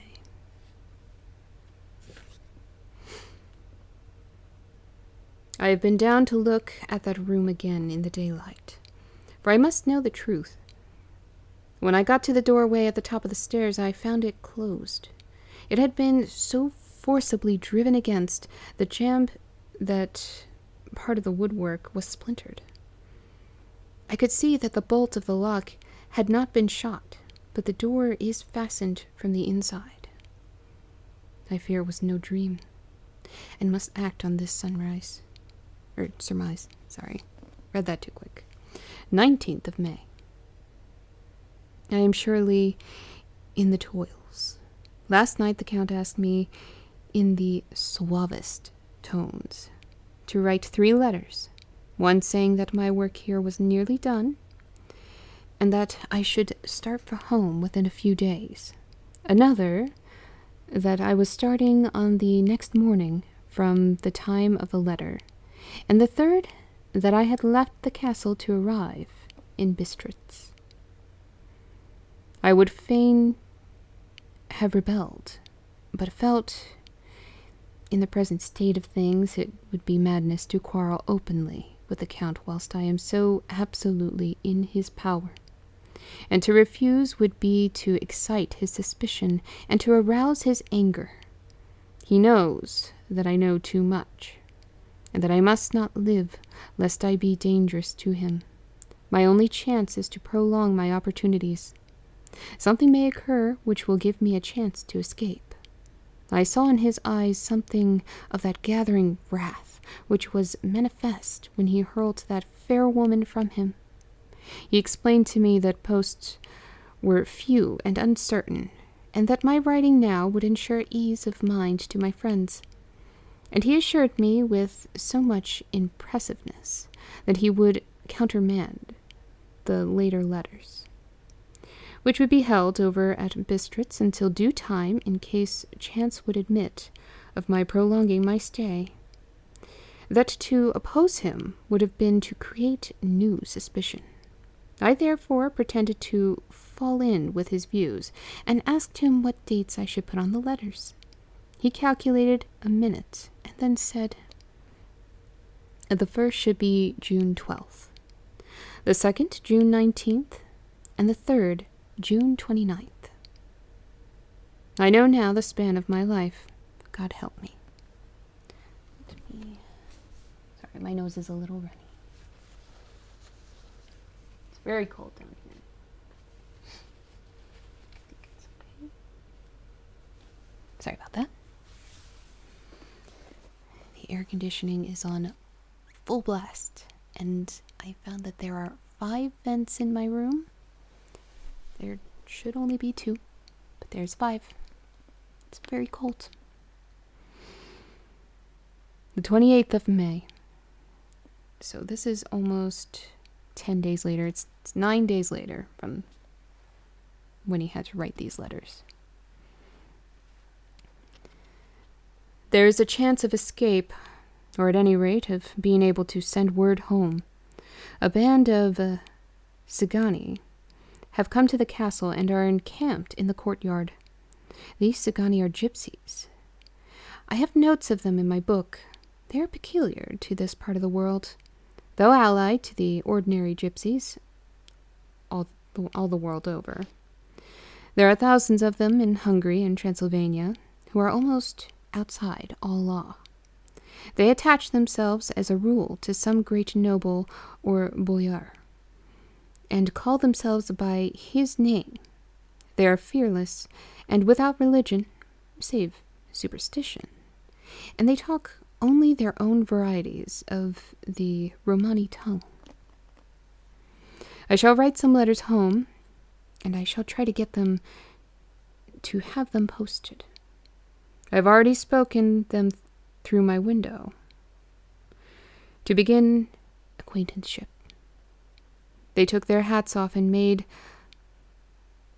obeisance and many signs, which, however, I could not understand any more than I could their spoken language. I've written the letters. Mina's is in shorthand, and I simply ask that Mr. Hawkins to communicate with her. To her I have explained my situation, but without the horrors which I may only surmise.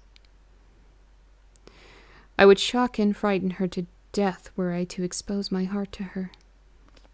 Should the letters not carry, then the Count shall not yet know my secret or the extent of my knowledge. I have given the letters. I threw them from the bars of my window with a gold piece, and made what signs I could to have them posted. The man who took them pressed them to his heart and bowed, and then put them in his cap. I could do no more. I stole back to the study and began to read. As the Count did not come in, I have written here. Those are good people. But everybody understands gold. The Count has come. He sat down beside me and said in his smoothest voice, as he opened 2 letters, "Oh no, the Cigani has given me these, of which, though I know not whence they come, I shall, of course, take care. See?" He must have looked at it. "One is from you, and to my friend Peter Hawkins the other." Here he caught sight of the strange symbols as he opened the envelope, and the dark look came into his face. His eyes blazed wickedly. "The other is a vile thing, an outrage upon friendship and hospitality. It is not signed. Well, so it cannot matter to us. and he calmly held the letter and envelope in the flame of the lamp till it were consumed. Then he went on. The letter to Hawkins that I shall, of course, send on, since it is yours. Your letters are sacred to me. Your pardon, my friend, that unknowingly I did break the seal. Will you not cover it again? He held out the letter to me, and with a courteous bow, handed me a clean envelope. I could only redirect it and hand it to him in silence. When he went out of the room, I could hear the key turn softly. A minute later, I went over and tried it, and the door was locked. When an hour or two after, the Count came quietly into the room, his coming awakened me, for I had gone to sleep on the sofa. He was very courteous and very cheery in his manner, and seeing that I had been sleeping, he said, So, my friend, you are tired? Go to bed. There is the surest rest. I may not have the pleasure to talk tonight, since there are many labors to me, but you will sleep, I pray. I passed to my room and went to bed, and strange to say, slept without dreaming. Despair has its own calms. Which is the best place to let Dracula suck your blood? Well, that depends.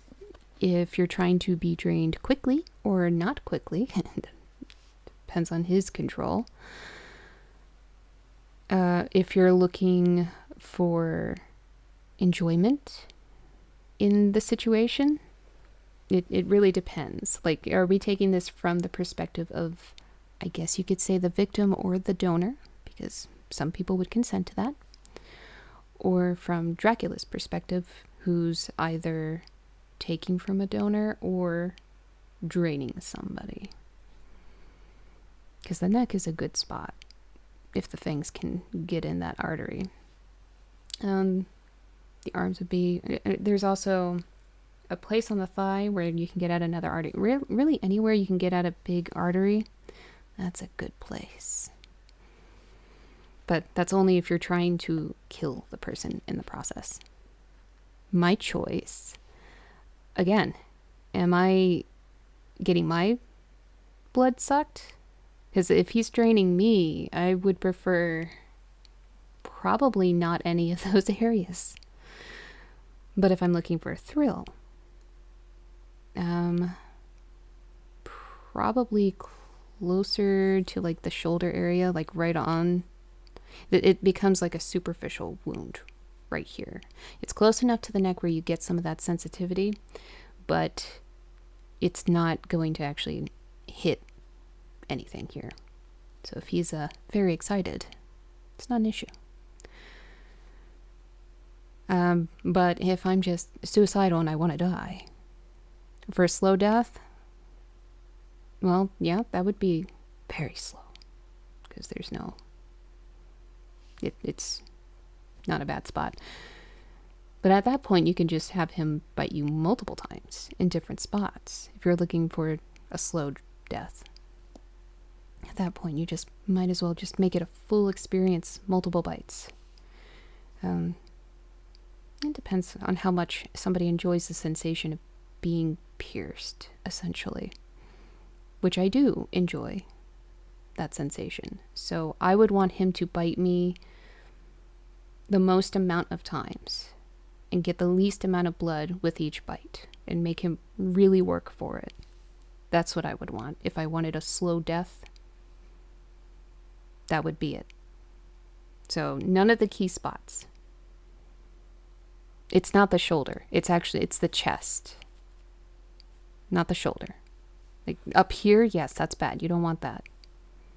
But the superficial, like on the chest, is what I'm saying. But that's just one example. He could bite anywhere. As long as he's not getting that artery, it's going to take him a little while. But I don't want a slow, miserable death. Not really, no. I have too much to do. Way too much to do. let's see, the 24th of June. So we have another jump in time. So the last one was the 17th, and now we are at the 24th. You'd want it to be quick. Yeah, quick is, you're picking, yes, you said for a slow death. So I answered you for the slow death. I'm not wanting a slow death. I don't want one, but it also depends on what you're looking for in the experience. If we're taking death out of it, if it's just an enjoyable experience where you're just being kind of a donor, then, you take it out of those key areas, and that's where you enjoy the bites and you get as many as you can. Or if you just want to die slowly and terribly, I mean, there's that too. But you're looking at it from the perspective of just a death, then yeah, I would say probably just go for the neck, make it quick. But as long as he hits a nice big artery, doesn't matter. Doesn't really matter at that point. If you're going, doesn't matter. But I wouldn't want to die. Just saying that. I would not choose death. Donor maybe. End you? Why do you want to be ended? That's not good. Don't want to be ended. Like, having an intimate experience like that is great. But the death part is not great. Not a great part. Don't do that. Don't die. I mean, you will eventually.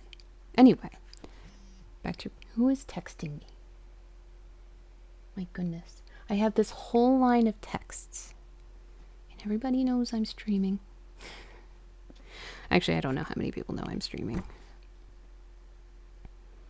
Alright, so I don't want to be bitten a bunch of times. Well, I mean, it depends on your kinks. My kinks are going to be different from your kinks. So you probably don't want to be bitten at all if you had a choice. If you're not looking for death, or you don't really enjoy being pierced, I would say just don't bother with the experience. I mean, unless you really want to be a donor, then yeah, just pick a bite in a superficial area, just enough to give them a little bit of blood. But again, our kinks are different. I'm okay with it. So, 24th of June, before morning. Last night the Count left me early and locked himself into his own room. As soon as I dared, I ran up the winding stair and looked out of the window, which opened south. I thought I would watch for the Count, for there is something going on. The Sagani are quartered somewhere in the castle, and are doing work of some kind. I know it. For now and then I hear a far-away muffled sound as of mattock and spade, and whatever it is, it must be the end of some ruthless villainy. Spank wants some bite action? Absolutely. Absolutely. If you're having playtime, you gotta bite. It's such a fun sensation. Totally okay with that. I don't need somebody actually drinking my blood, though. It doesn't have to go that far. I had been at the window somewhat less than half an hour when I saw something coming out of the Count's window. I drew back and watched carefully, and saw the whole man emerge. It was... Oh my goodness, stop it. It was a new shock to me to find that he had on the suit of clothes which I had worn whilst travelling here, and slung over his shoulder the terrible bag which I had seen the women take away. There could be no doubt to his quest, and in my garb too. This, then, is his new scheme of evil, that he will allow others to see me as they think, so that he may both leave evidence that I have been seen in towns or villages posting my own letters, and that any wickedness which he may do shall by the local people be attributed to me. And who is texting me? I will check to just make sure somebody's not dying. Just gotta make sure no one's dying. No one's dying, but there is a cat. That is an emergency.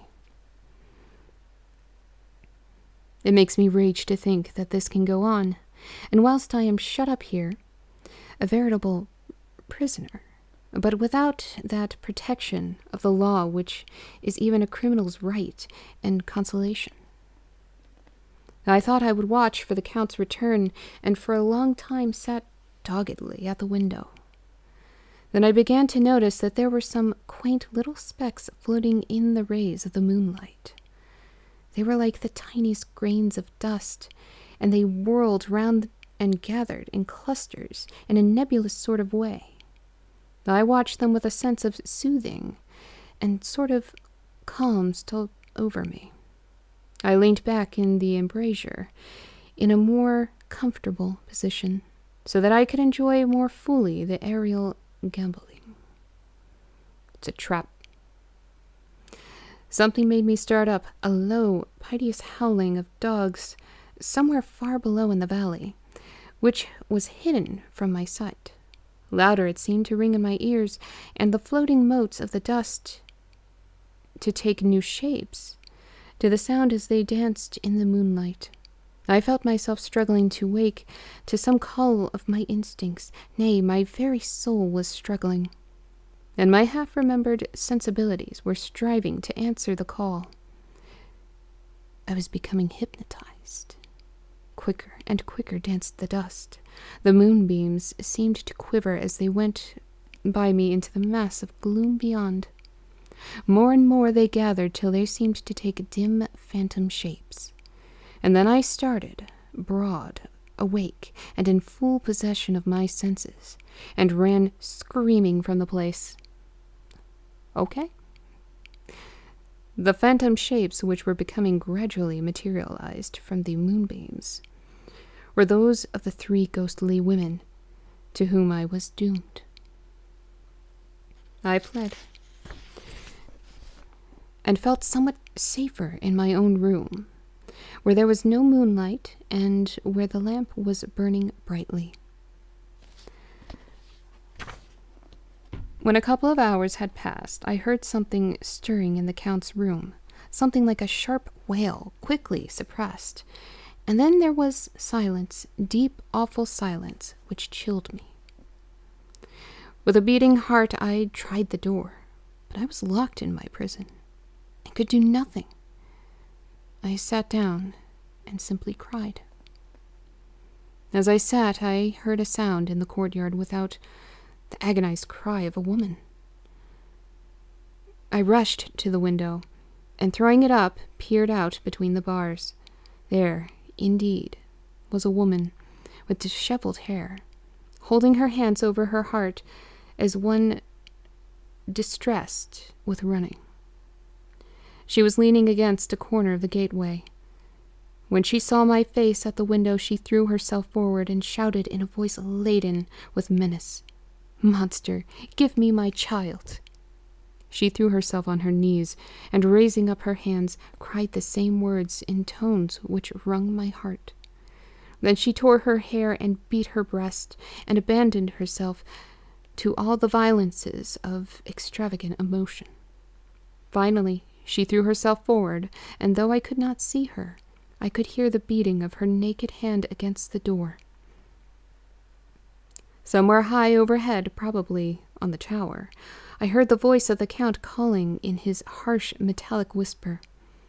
His calls seemed to be answered from far and wide by the howling of wolves. Before many minutes had passed, a pack of them poured, like a pent-up dam, when liberated, through the wide entrance into the courtyard. There was no cry from the woman, and the howling of the wolves was but short. Before long, they streamed away singly, licking their lips. I could not pity her, for I knew now What had become of her child? She was better dead. What shall I do? What can I do? How can I escape from this dreadful thing of night and gloom and fear?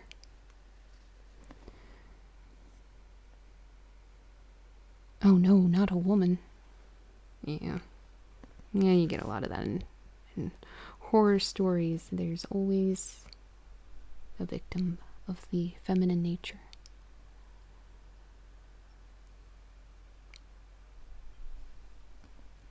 The 25th of June, in the morning.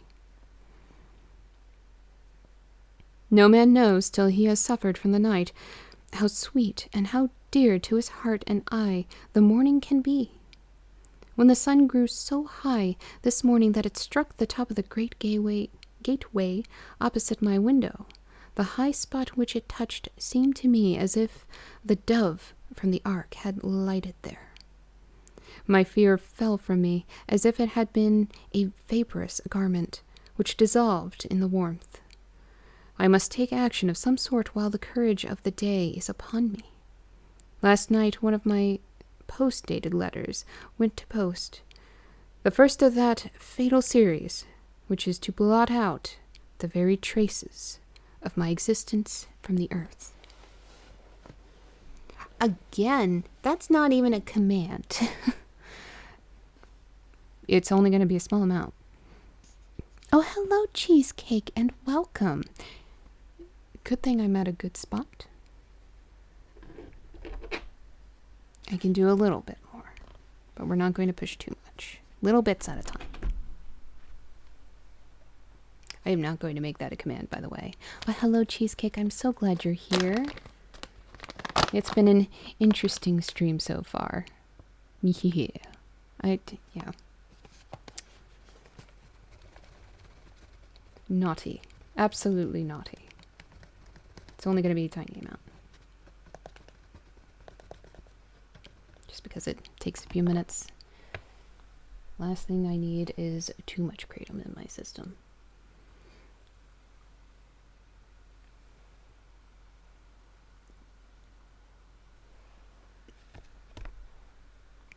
I am home. It's good to be here. Oh, I'm so glad. I'm so glad you're here. It's good that you are here. We've had an interesting night. You missed a little bit, but it might be good that you missed some of the stuff. It's been exciting. Let's see. I'll refill some of this. But we are on chapter 4 of Dracula. So we're not that far in, I think. Shit is starting to go down, though. We are past introduction. My pen fell. I'll get it later.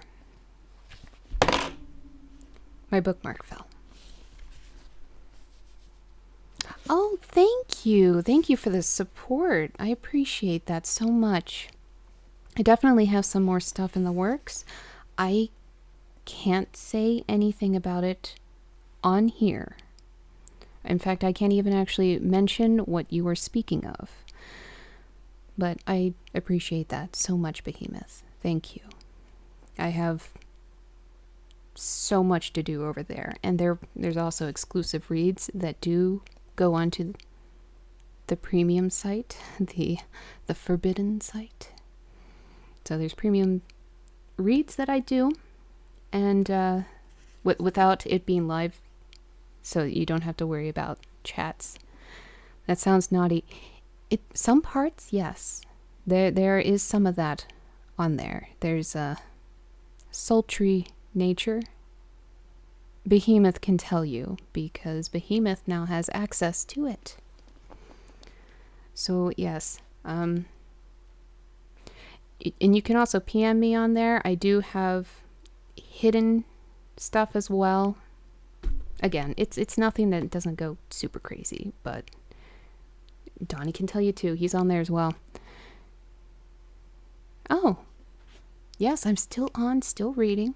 We're still on chapter 4. I think we might have been on 3.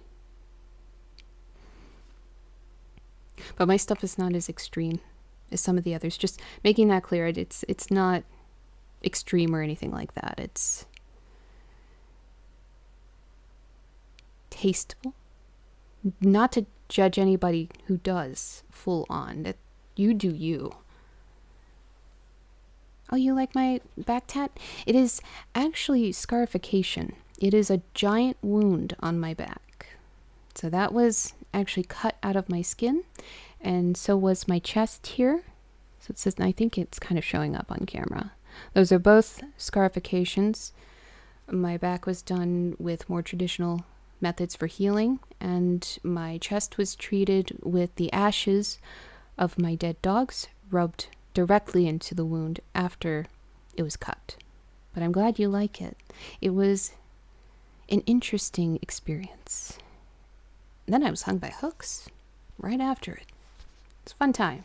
Fun time. I lost my place again.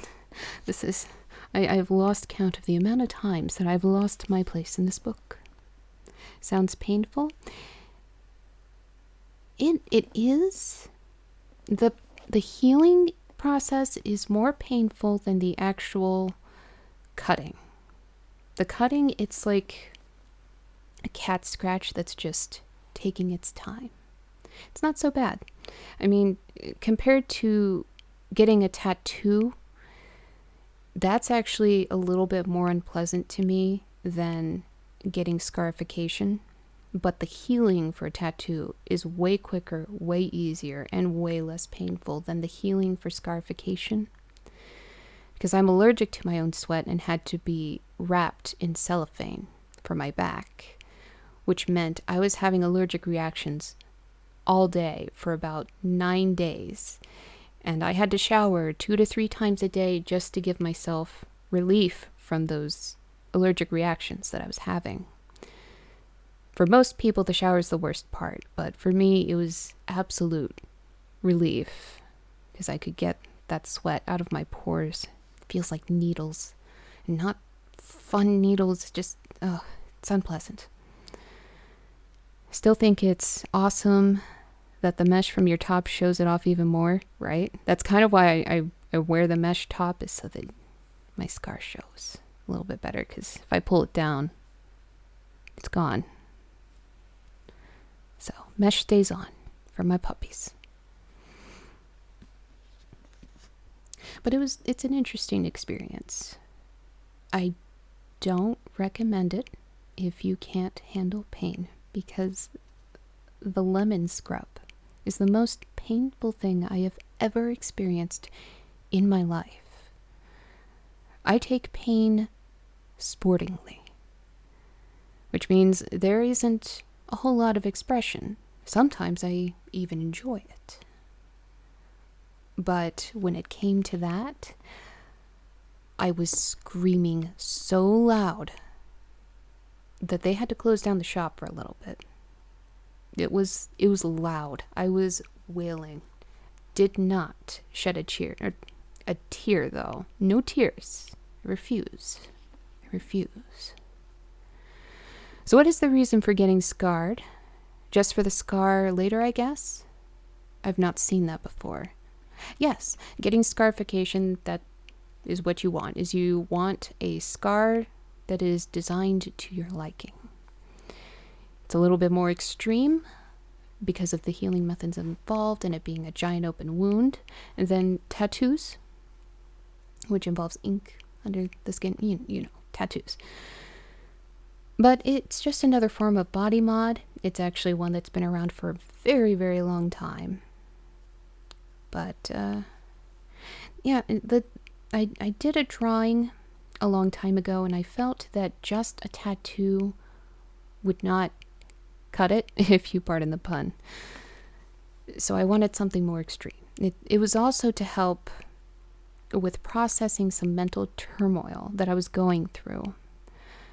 So I turned to body mods and controlled pain by professionals. I don't just sit around and cut myself, which I am not going to judge anybody who does that. No, I go to a professional for that and make it into an art piece. As I try to process that mental pain, I put myself in physical pain that is of my choice to create something beautiful out of that experience, and it ends up helping me in the end.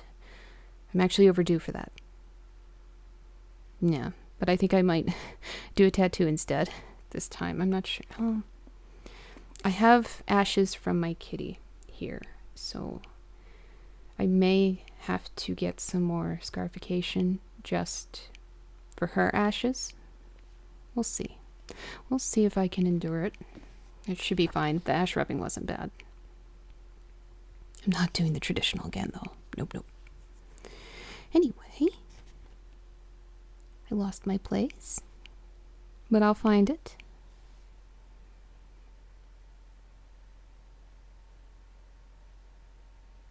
Ah, here we go. Let me not think of it. Action. It has always been at nighttime that I have been molested or threatened, or in some way in danger or in fear. I have not yet seen the Count in the daylight. Can it be that he sleeps when others wake? That he may be awake whilst they sleep? If I could only get into his room, but there is no possible way. The door is always locked. No way for me. Excuse me, that was a hiccup.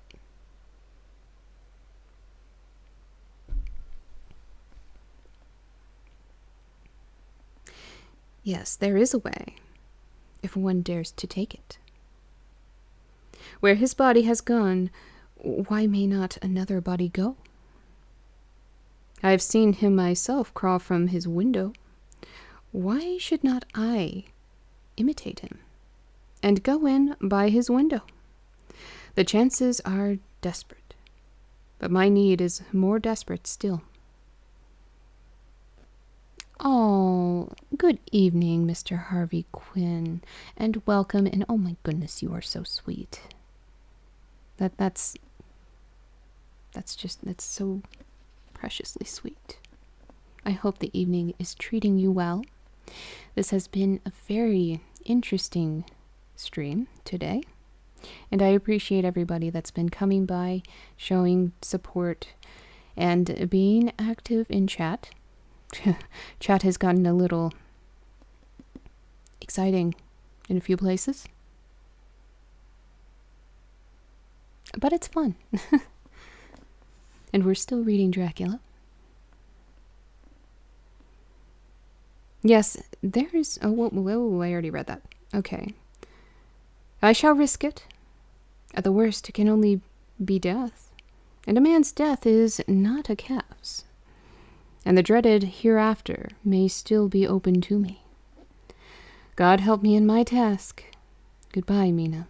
If I fail, goodbye, my faithful friend and second father.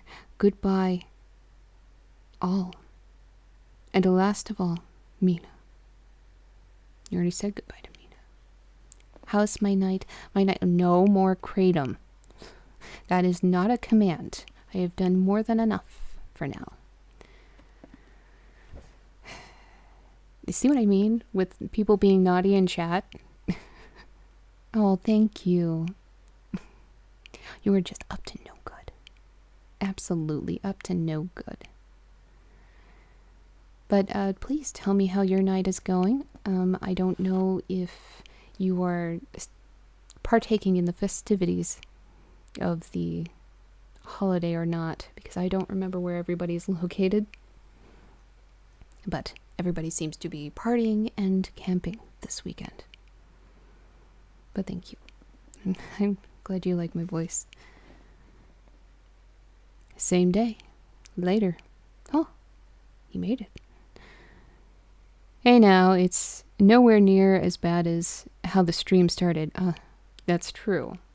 Requests for kratom are not nearly as bad as that earlier conversation that I had to restart my recording for YouTube. It got bad. Nope, I'm staying away from all the crazies today. I don't blame you. That's why I am inside reading. To anybody that wants to join me and stay away from some of the craziness. Well, we'll hang out. Neppy in it. Hey fam, how's the book going? It's going quite well. It was a bit of a slow start with people being very naughty in chat, but we're starting to get our stride. A little bit. But we're just on chapter 4 of Dracula. Shit is indeed going down. And this poor man is just trying to get out of this castle. And my leg is falling asleep. Oh, this chair. It's so bad. Okay. So later that day, I've made the effort, and God helping me, have come safely back to this room. I must put down every detail in order. I went whilst my courage was fresh, straight to the window on the south side, and at once got outside on the narrow ledge of stone which runs round the building on this side. The stones are big and roughly cut, and the mortar has, by process of time, washed away beneath them. I took off my boots and ventured out on the desperate way. I looked down once, so as to make sure that a sudden glimpse of the awful depth would not overcome me. But after that, kept my eyes away from it. I knew pretty well the direction and distance of the Count's window, and made for it as well as I could, having regard to the opportunities available. I did not feel dizzy, I suppose. I was too excited. And the time seemed ridiculously short, till I found myself standing on the window-sill trying to raise up the sash.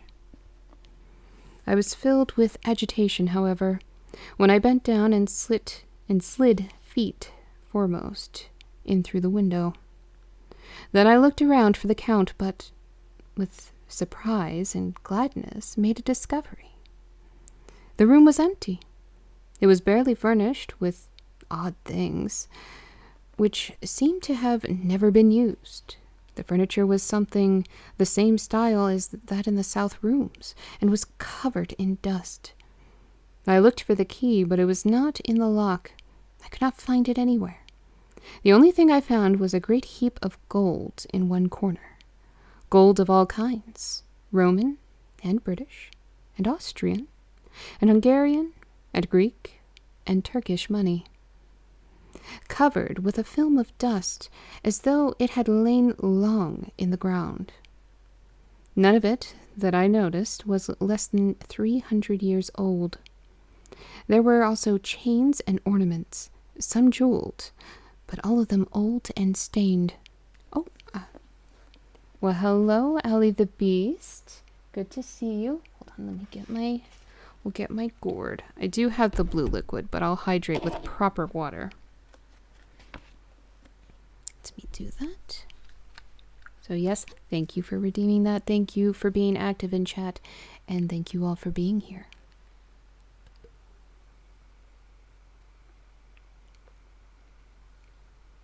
I love this gourd.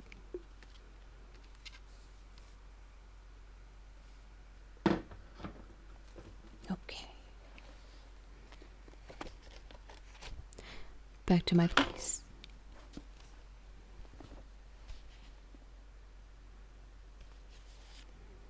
What was that? That was, this is my gourd named Carl.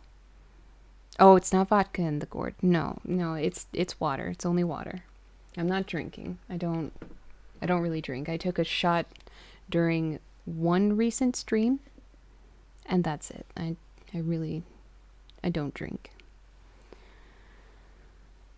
But no, just boring water.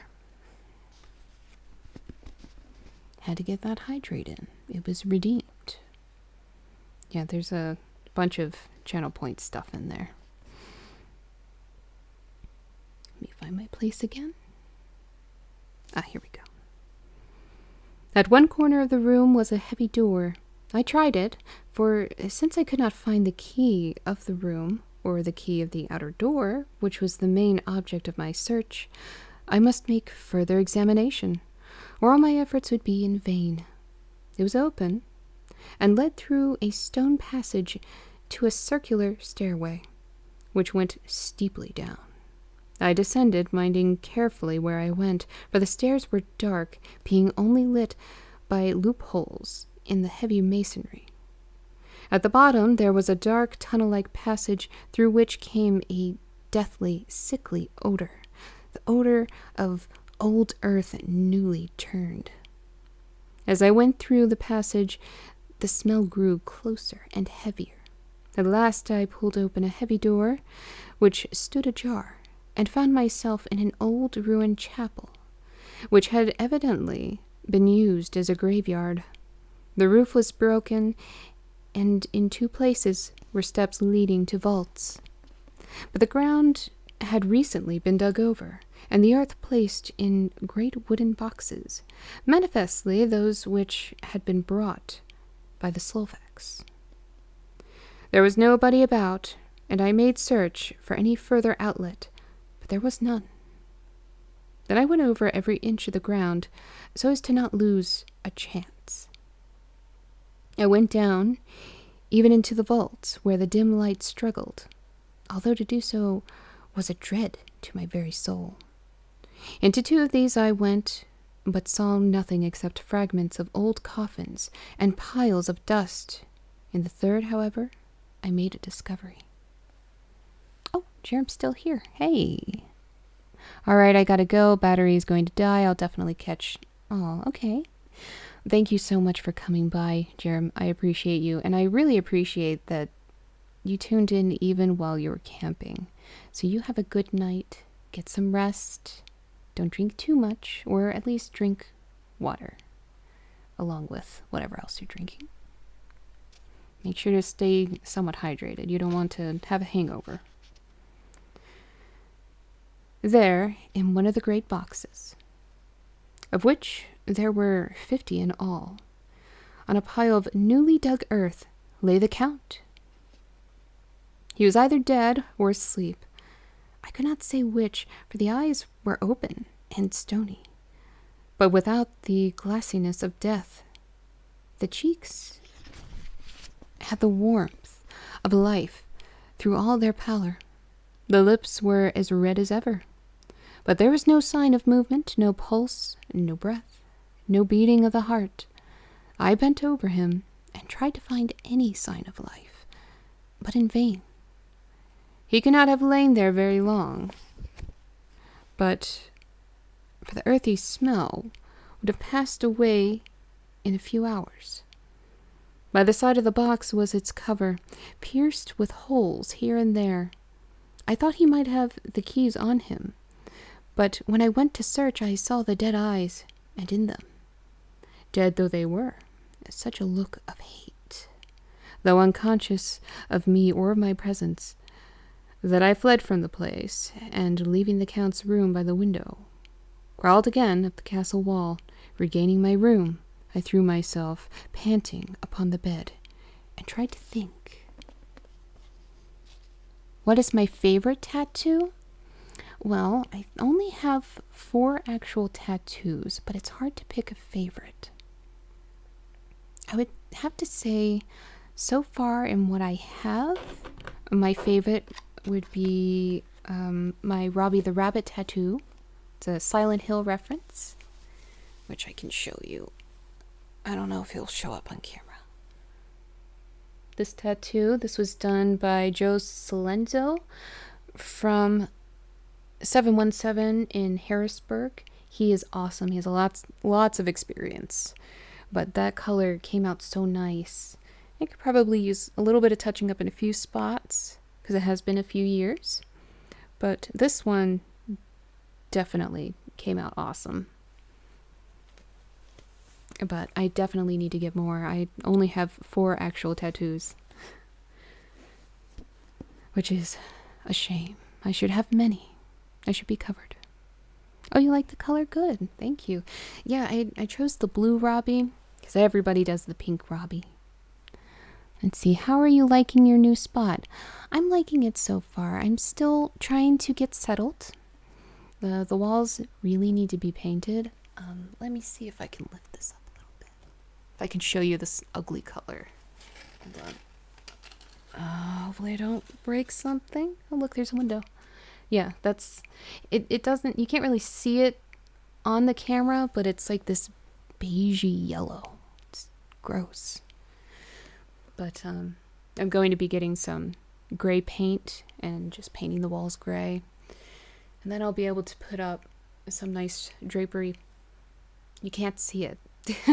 You can't see it. There's lovely black drapes. I have so many of them that I can put around the room and make it a little bit more comfortable.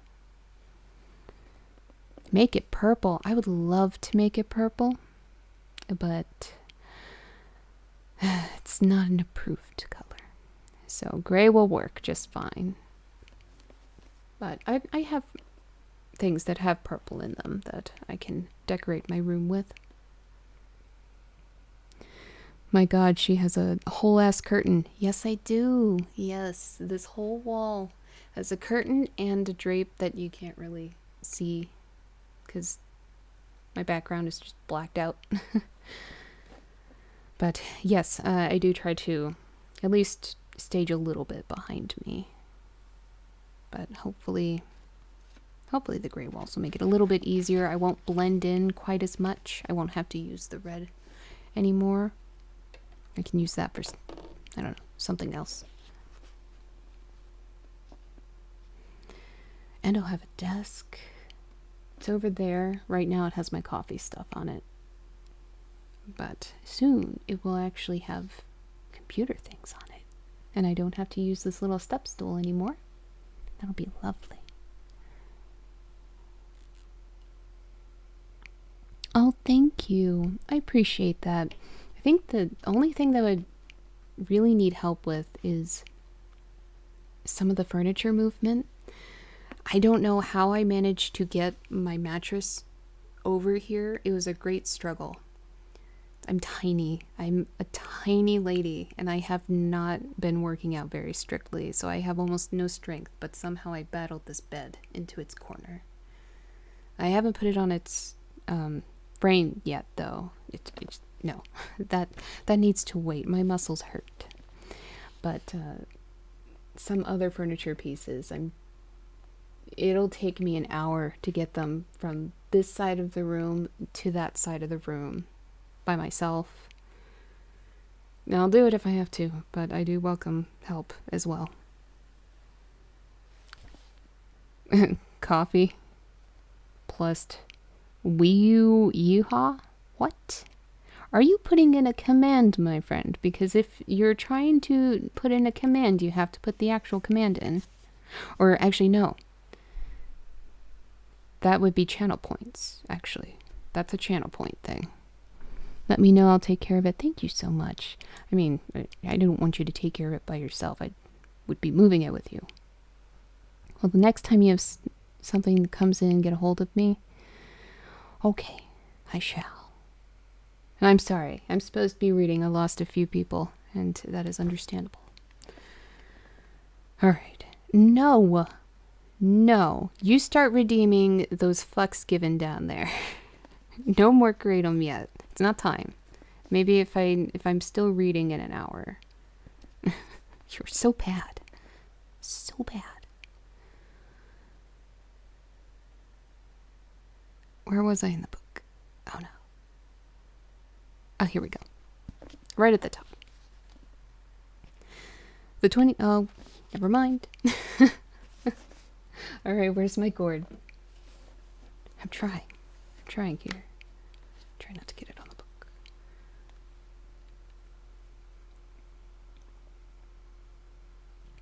So thank you for redeeming the hydrate. Is a Pishnizzy. It makes me laugh every time. There we go. Keeping hydrated. It's a fun time.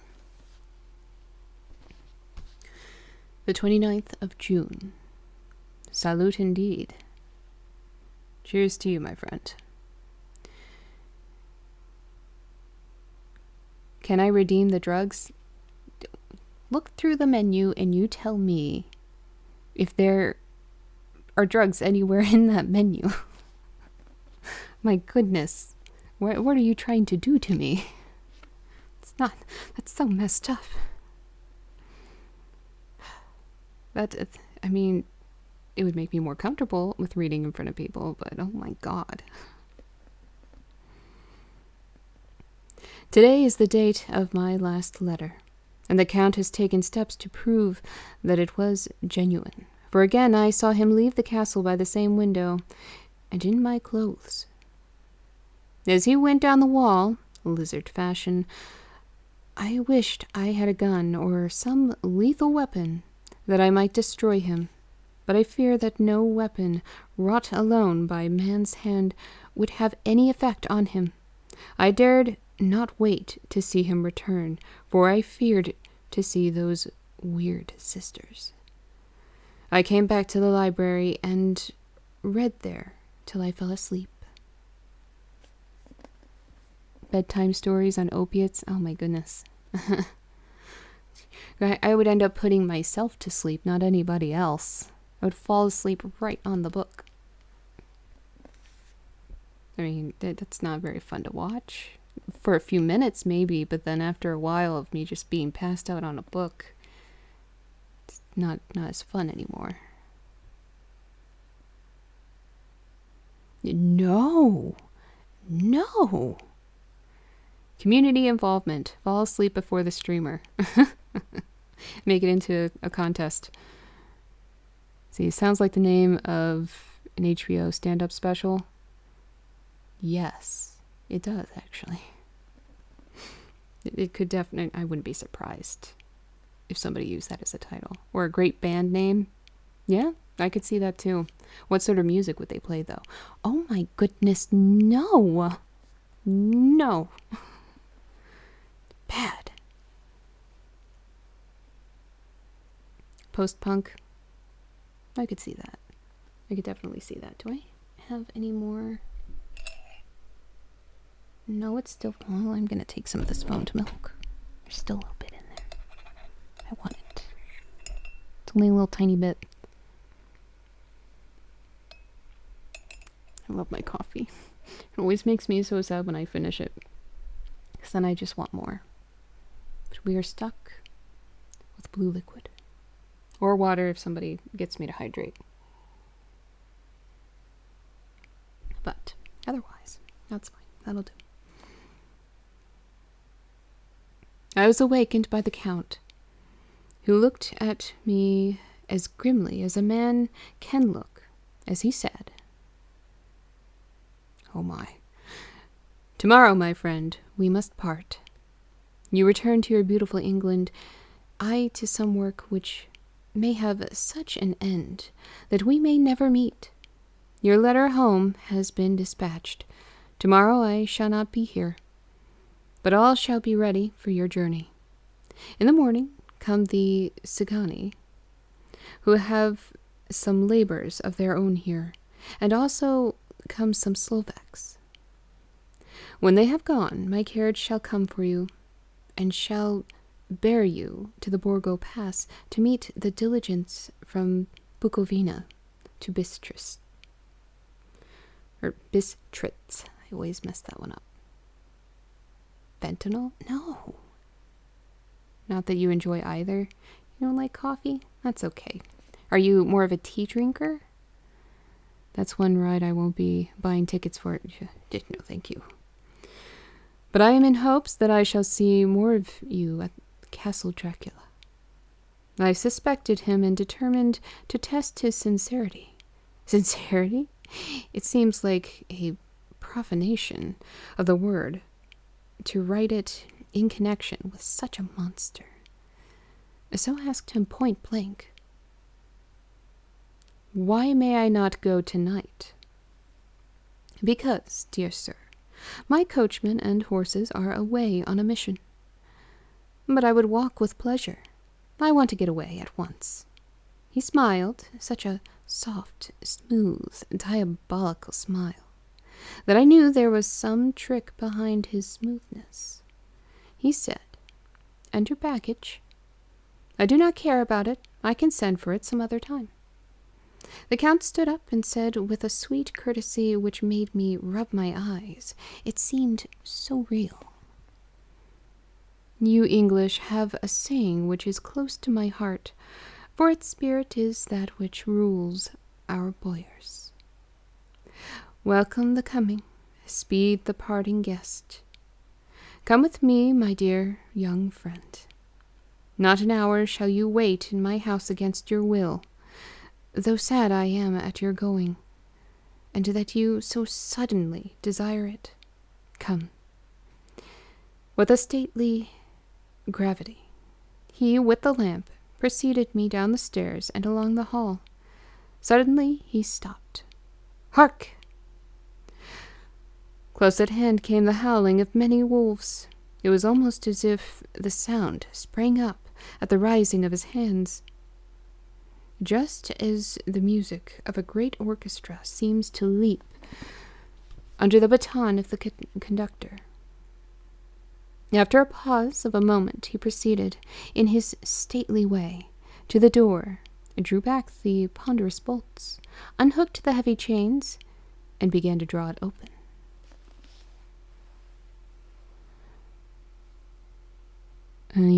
I'm a diet soda guy myself. Diet soda's fine. You scared of a good high? I've probably done enough drugs for the both of us in my band days before marriage and kids. Now they're just the silver lining of a dental visit. Well, as long as you are happy and reasonably healthy, that's what matters. People go through different experiences in life. Some people have rough experiences in life. Some people get high as fuck, but to each their own. It's all part of your growth. If you grow, you should keep growing. You should seek to grow. Oh, I got a little bit of water on my hand. Do I have a paper towel? No, I don't. Okay. I think we're good.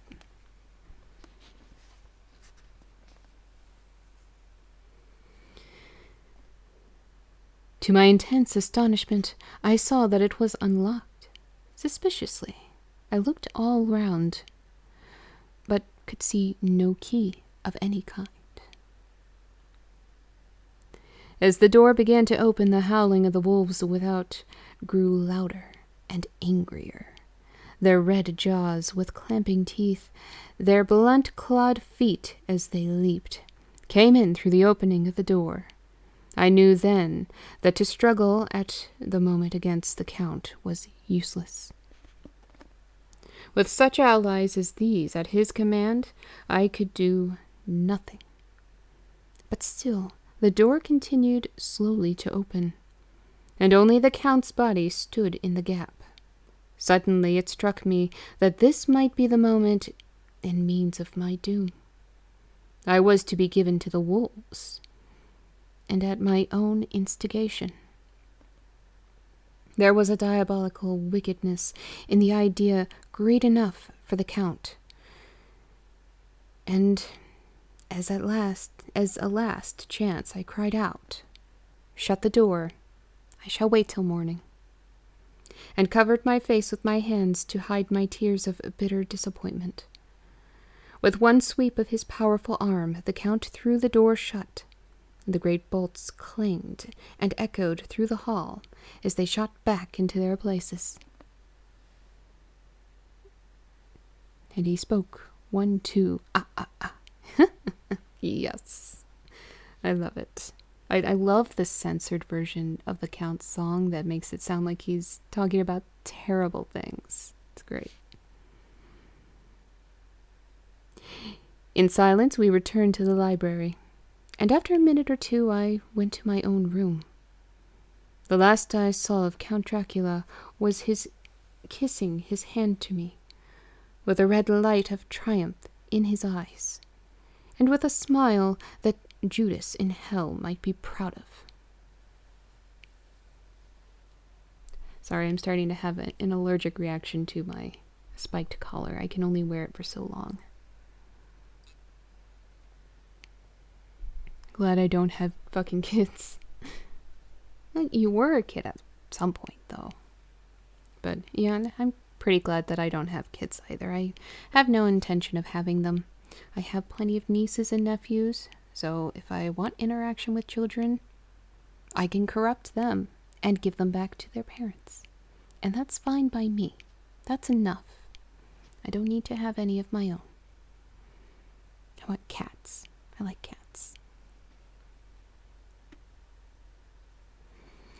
I don't like kids either. Usually you like your own well enough, though. I mean, you kind of have to, because they're yours. It's a bit of a requirement at that point. Kids are actually the worst.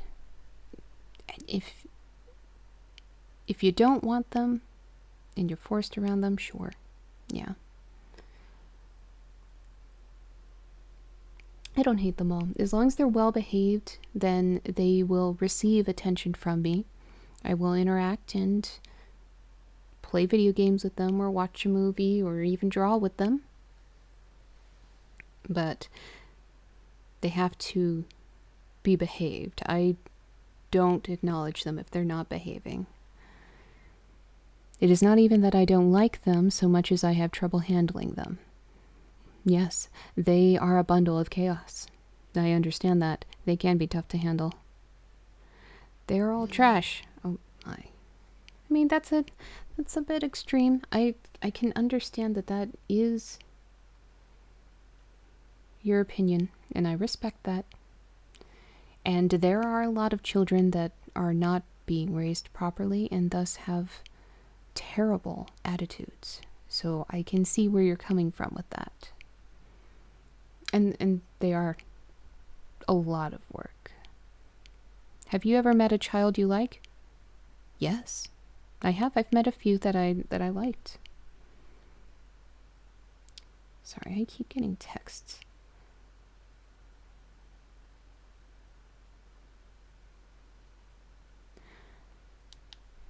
No? Are you saying no that I haven't actually met any, or no that you haven't met any? Because that's unfortunate. I'm not saying that you should seek out to meet kids. You have no interest in it, and that's okay. To both? No, I mean, I like my niece and nephew. I'm looking forward to their visit. I would like to spend time with them. Doesn't mean I want kids, but I do appreciate... Yeah, okay. All right. I actually like them. We watched Sailor Moon together. Let's see. I lost my place again. I've met some wonderful kids. There are some wonderful ones out there. There's this... It was a larger family. It was a friend of mine who has now passed. He had a bunch of kids, but they were so kind. They were genuinely kind people. Like, they were developing into these wonderful people. Not any sort of judgment, and they were so respectful. And they knew when to fuck off if I was starting to get stressed out. They are from the Nether, actually. They are. They absolutely are. Right, I have to read this. Oh, here we go. When I was in my room and about to lie down, I thought I heard a whispering at my door. I went to it softly and listened. Unless my ears deceived me, I heard the voice of the Count. Back to your own place. Your time has not yet come. Wait, have patience. Tonight is mine. Tomorrow night is yours. There was a low, sweet ripple of laughter, and in a rage I threw open the door and saw without the three terrible women licking their lips. As I appeared, they all joined in a horrible laugh and ran away. I came back to my room and threw myself on my knees. It is then so near the end. Tomorrow, Lord, help me and those to whom I am dear. The 30th of June. In the morning. These may be the last words I ever write in this diary. I slept till just before dawn, and when I woke, threw myself on my knees, for I determined that if death came, he should find me ready. At last, I felt that subtle change in the air, and knew that the morning had come. Then came the welcome cock-crow, and I felt that I was safe. With a glad heart, I opened my door and ran down the hall. I had seen that the door was unlocked, and now escape was before me. With hands that tremble with eagerness, I unhooked the chains and drew back the massive bolts. But the door would not move. Despair seized me. I pulled and pulled at the door, and shook it till, massive as it was, it rattled in its casement. I just lost my place because I looked at that. I could see the bolt shot. It had been locked after I left the Count. Then a wild desire took me to obtain that key at any risk, and I determined then and there to scale the wall again and gain the Count's room. He might kill me, but death now seemed the happier choice of evils. Without a pause, I rushed up the east window and scrambled down the wall, as before, into the Count's room. It was empty. But that was as I expected.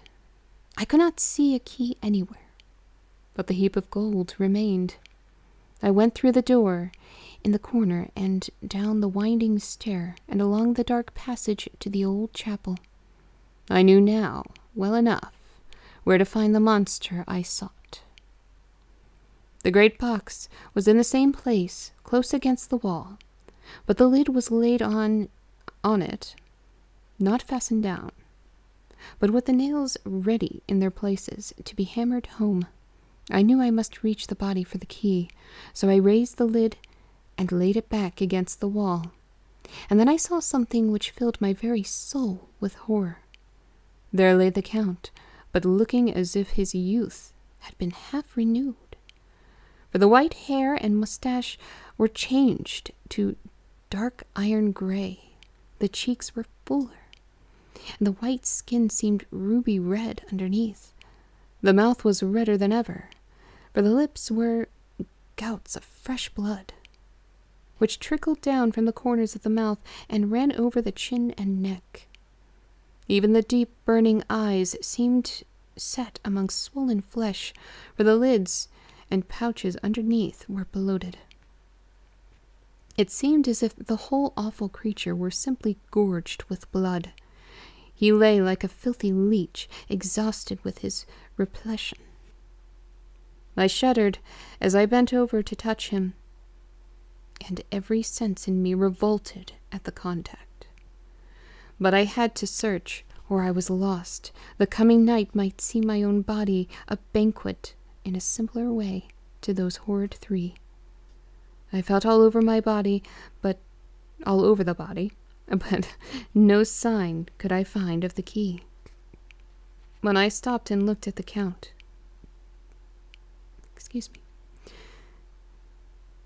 there was a mocking smile on the bloated face which seemed to drive me mad. This was the being I was helping to transfer to London, where perhaps for centuries to come he might, amongst its teeming millions, satiate his lust for blood and create a new, ever-widening circle of semi-demons to batten on the helpless. The very thought drove me mad. A terrible desire came upon me to rid the world of such a monster. There was no lethal weapon at hand, but I seized a shovel, which the workmen had been using to fill the cases, and lifting it high, struck with the edge downward at the hateful face. But as I did, so the head turned and the eyes fell upon me with all their blaze of basilisk horror. The sight seemed to paralyze me, and the shovel turned in my hand and glanced from the face, merely making a deep gash above the forehead. The shovel fell from my hand across the box. Sorry, my throat's being weird.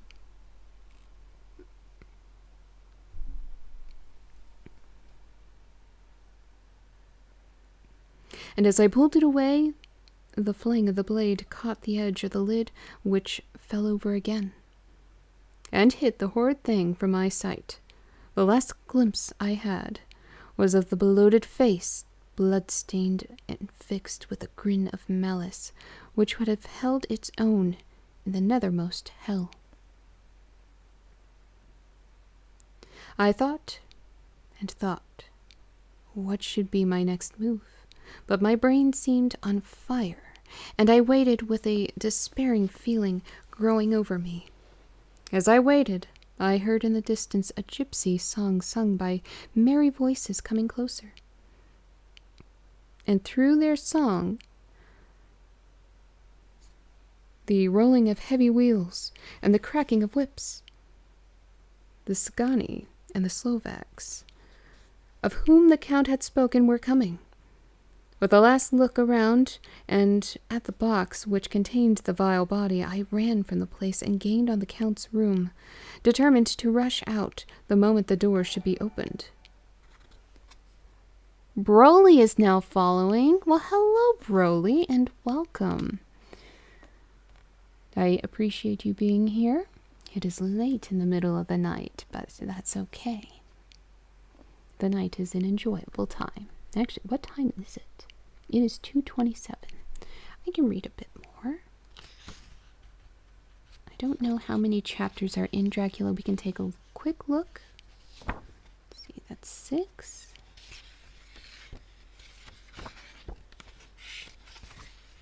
7.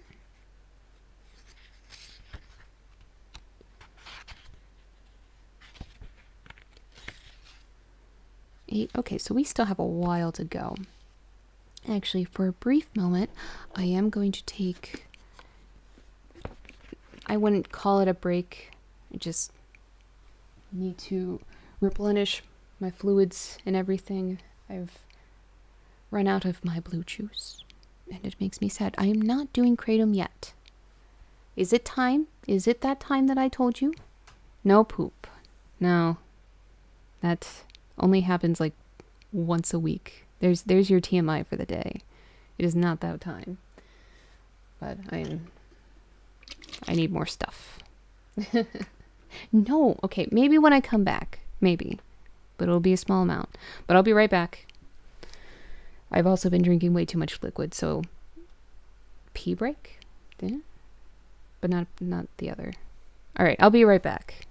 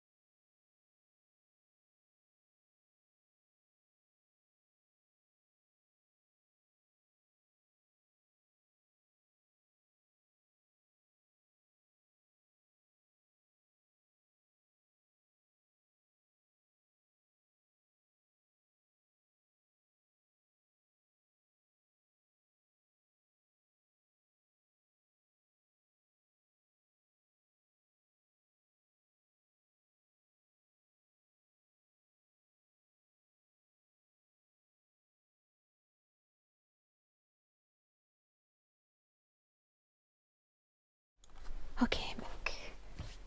And we have more blue stuff.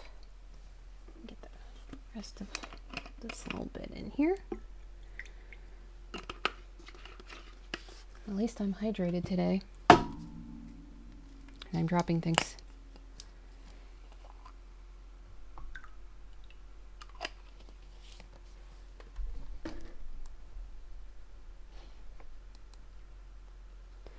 Okie dokie. I don't think I'm going to take more kratom. It's not time yet. Too early. What we shall read more. I might have, there's these chocolate covered espresso beans. I might eat one or two of those though. Because they are amazingly delicious. Try and keep the bag away from. So there are little cookie dough morsels that are also in here, and I can't tell the difference between the two. They all look kind of the same. So we're kind of going to guess. That's bean.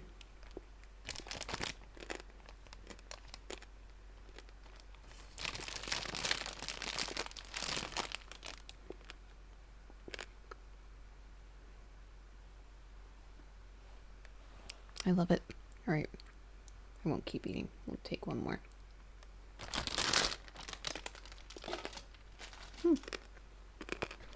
Also a bean.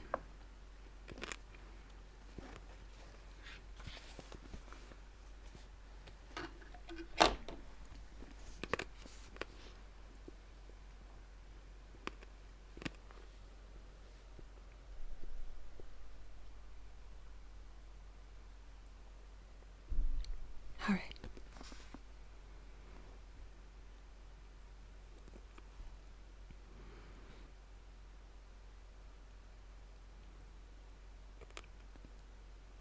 Let me find my place, sorry. With a last look around, and at the box which contained the vile body, I ran from... Okay, I already read that. There must have been some other means of entry, or someone had a key for one of the locked doors. Then there came the sound of many feet tramping and dying away in some passage which sent up a clanging echo. Hello. Yes, I am always reading. I'm glad I am actually reading. It took me a little while.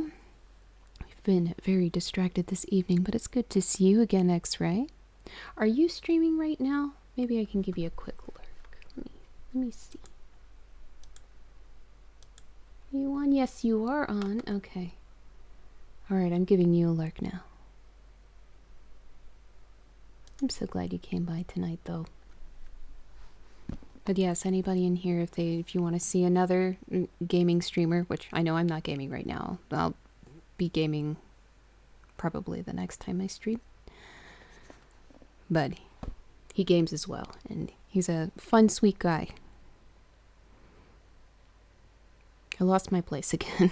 My goodness.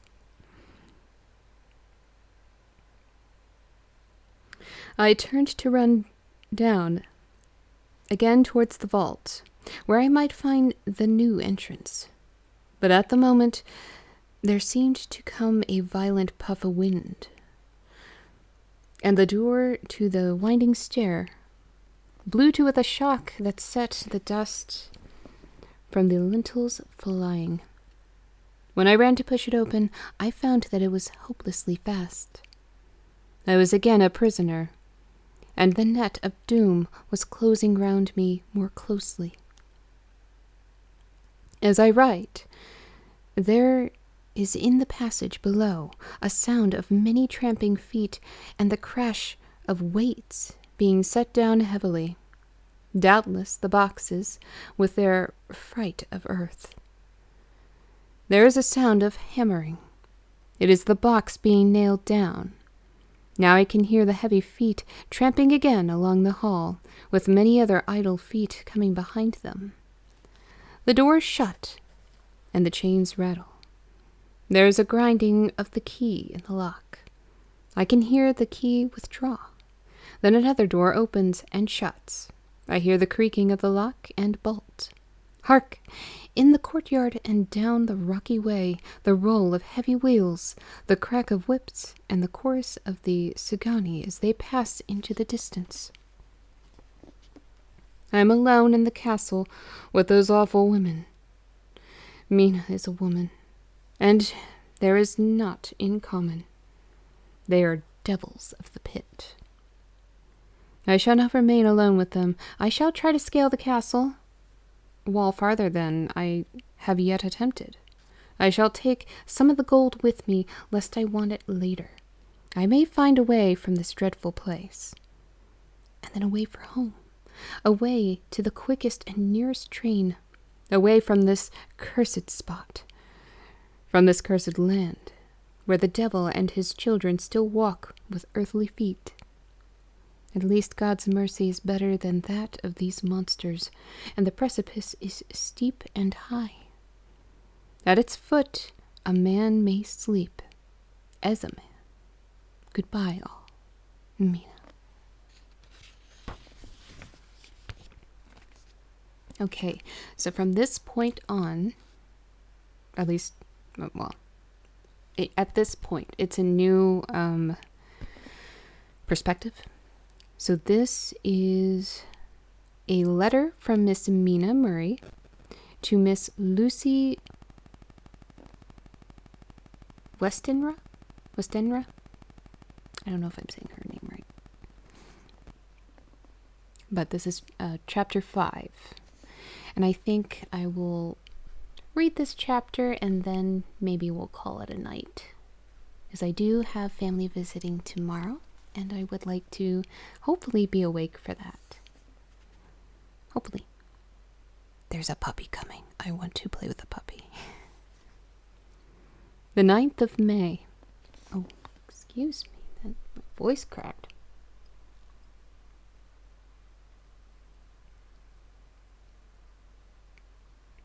There we go. That's a little better.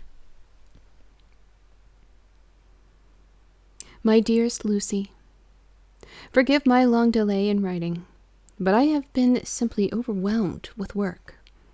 The life of an assistant schoolmistress is sometimes trying. I am longing to be with you, and by the sea, where we can talk together freely and build our castles in the air. I have been working very hard lately because I want to keep up with Jonathan's studies, and I have been practicing shorthand very audaciously. When we are married, I shall be able to be useful to Jonathan, and if I can stenograph well enough, I can take down what he wants to say in his way and write it out for him on the typewriter, as which I am practicing very hard. He and I sometimes write letters in shorthand, and he is keeping a stenographic journal of his travels abroad. When I am with you, I shall keep a diary in the same way.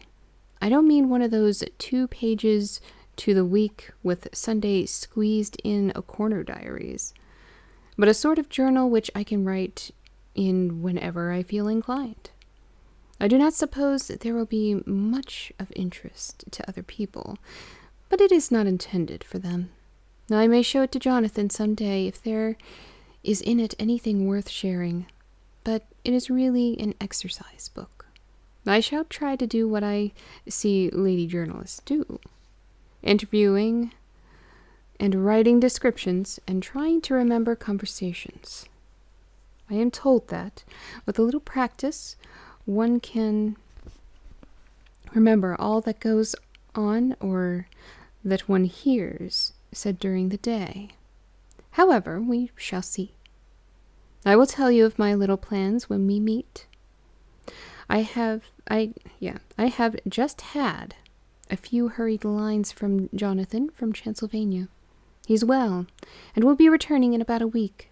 I am longing to hear all his news. It must be so nice to see strange countries. I wonder if Jonathan and I, shall ever see them together. There is the 10 o'clock bell ringing. Goodbye. Your loving, Mina. Tell me all the news when you write. You've not told me anything for a long time. I hear rumors, and especially of a tall, handsome, curly-haired man. Oh, that's saucy.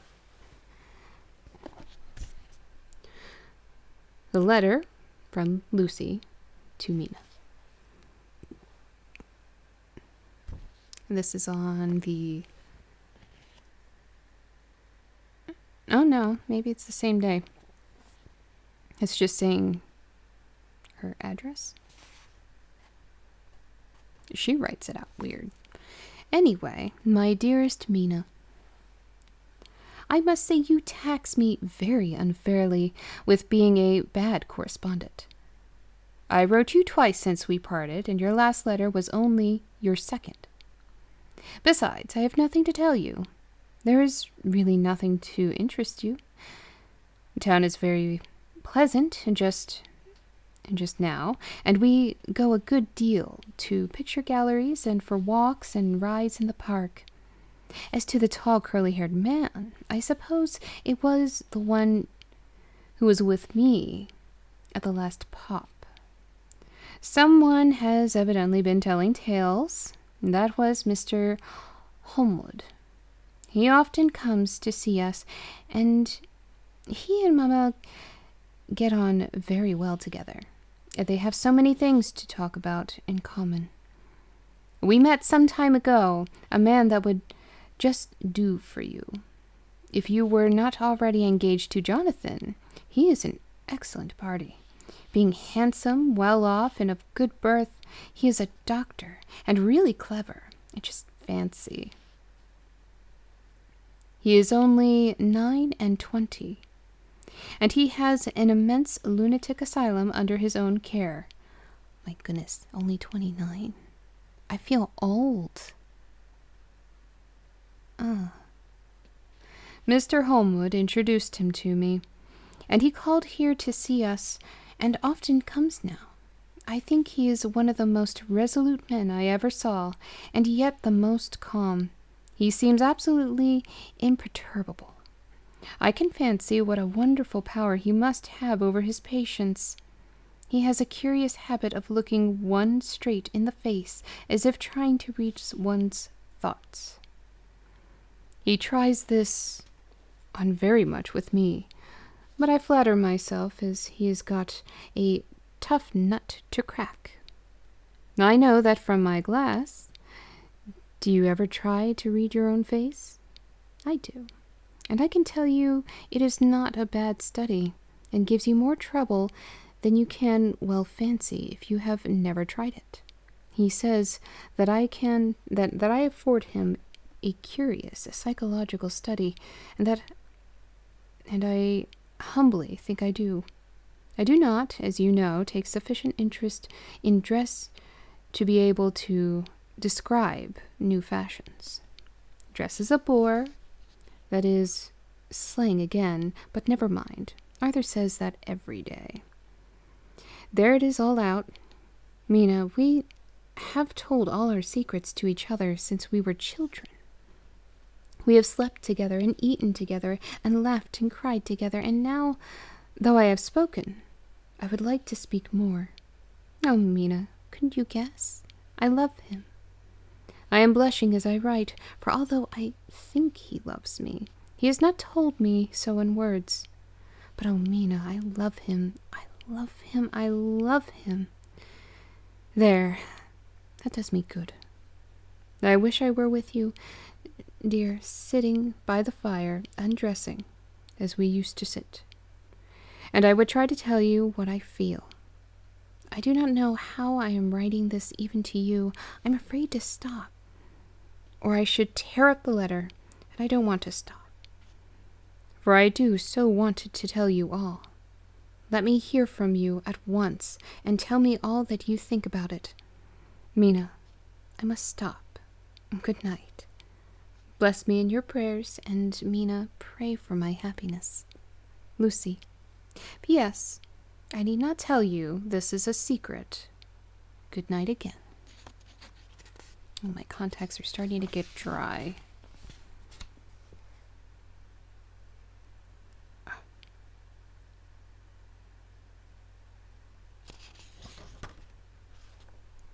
Okay, I cannot see. What's our time at? We are at 3:16. How's everyone feeling? Is everybody still good to go with more reading?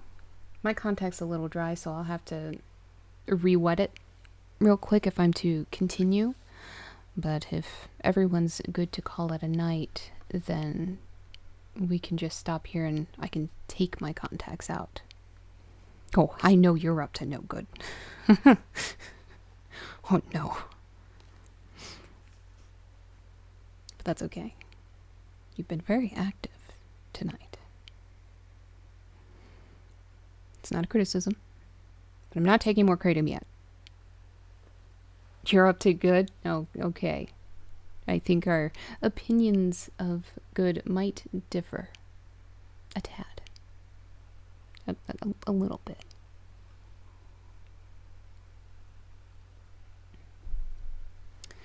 Let's see. And let me see how... There's another letter here, but I can't tell how long it is. Because it kind of just...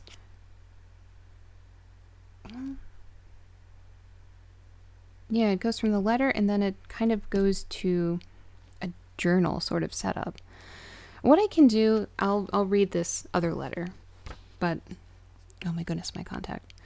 But then I'll probably have to call it a night because my contacts are starting to move of their own free will. And there's only so much I can do about that, even with re-wetting them. It only does so much. Okay, I should be able to get through this. We'll see. Okay, this is another letter to Mina from Lucy. My dearest Mina, thanks, and thanks, and thanks again for your sweet letter. It was so nice to be able to tell you and to have your sympathy. My dear, it never rains, but it pours. How true the old proverbs are. Here am I, who shall be 20 in September, and yet I never had a proposal till today. Not a real proposal, and today I have had 3. Just fancy, 3 proposals in one day. Isn't it awful? Now I feel sorry, really and truly sorry for 2 of the poor fellows. Oh, Mina, I am so happy that I don't know what to do with myself. And 3 proposals? But for goodness sake, don't tell any of the girls, or they would be getting all sorts of extravagant ideas and imagining themselves injured and slighted if in their very first day at home they did not get 6 at least. Some girls are so vain. You and I, Mina dear, who are engaged and are going to settle down soon soberly into old married women, can despise vanity. My goodness. I think I've had 3 proposals given to me, actually. I think. Yeah, I think it was about 3. I don't typically say yes, though. Impressive? I wouldn't say it's impressive. 4. Some of them they were from a different culture, and they married quickly. And they were my friends, but I did not want to get married. And then others were people that I actually dated. One, I did get engaged for a little bit, but marriage did not happen. And, yeah, still no marriages yet, but that's okay. You're supposed to brag about that. I don't really see it as bragging rights, really. I mean, they had strong feelings, and I didn't. It's more of an unfortunate sort of situation. Oh, hello, Layla. Good morning. We were just reading some more Dracula. We are on the letters between Lucy and Mina. And Lucy was bragging about getting 3 proposals in one day. And I was just discussing my past proposals. I've had about 4, but 2 of them were just from another country, different culture, and they asked with full intent, but no. And you know of the one that I actually did approve, but the marriage never happened. Then another one was just a straight no. Just no. Don't. Nope. But I have yet to marry. A soulless human. You're really on Twitch talking about our past? Excuse me? What?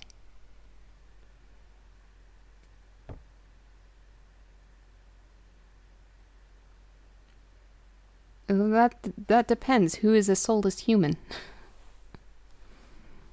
Oh yeah, hugs. It's okay. Things happen. Things happen. Sometimes relationships just don't work out, and that's okay. Sometimes it is a tragedy, but you do learn to move on. And I don't know what you're talking about, a soulless human. I don't know what you're talking about. I lost my place. Here we go. Well, I must tell you about the 3, but you must keep it secret, dear, from everyone, except, of course, Jonathan. You will tell him because I would, if I were in your place. Certainly tell Arthur. A woman ought to tell her husband everything. Don't you think so, dear? And I must be fair. Men like women, certainly their wives, to be quite as fair as they are. And women, I am afraid, are not always quite as fair as they should be. Well, my dear, number 1 came just before lunch. Oh, it was 10 years ago. What? You're just being silly. And who's Diana? That's not my name.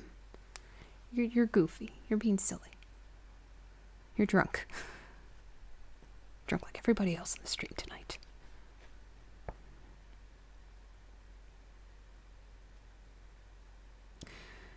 I told you of him, Dr. John Seward, the lunatic asylum man with the strong jaw and the good forehead. He was very cool outwardly, but was nervous all the same. He had evidently been schooling himself as to all sorts of little things, and remembered them. But he almost managed to sit down on his silk hat, which men don't generally do when they are cool. And then, when he wanted to appear at ease, he kept playing with a lancet in a way that made me nearly scream. He spoke to me, Mina, very straightforwardly. He told me how dear I was to him, though he had known me so little, and what his life would be with me to help and to cheer him. He was going to tell me how unhappy he would be if I did not care for him, but when he saw me cry, he said that he was a brute and would not add to my present trouble. Then he broke off and asked if I could love him in time, and when I shook my head, his hands trembled. And then with some hesitation, he asked me if I cared already for anyone else. He put it very nicely, saying that he did not want to wring my confidence from me, but only to know, because if a woman's heart was free, a man might have hope. And then, Mina, I felt a sort of duty to tell him that there was someone. I only told him that much, and then he stood up, He looked very strong and very grave as he took both my hands in his and said he hoped I would be happy. Oh, that is a good person. Oh my goodness. You actually love somebody enough to care for their happiness. That is love.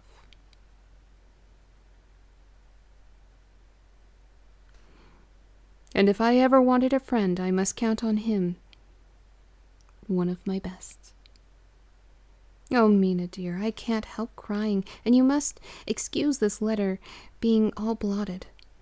Your being proposed to is all very nice and all that sort of thing, but it isn't at all a happy thing when you have to see a poor fellow whom you know loves you honestly go away and looking all broken-hearted. And to know that, no matter what he may say at that moment, you are passing quite out of his life.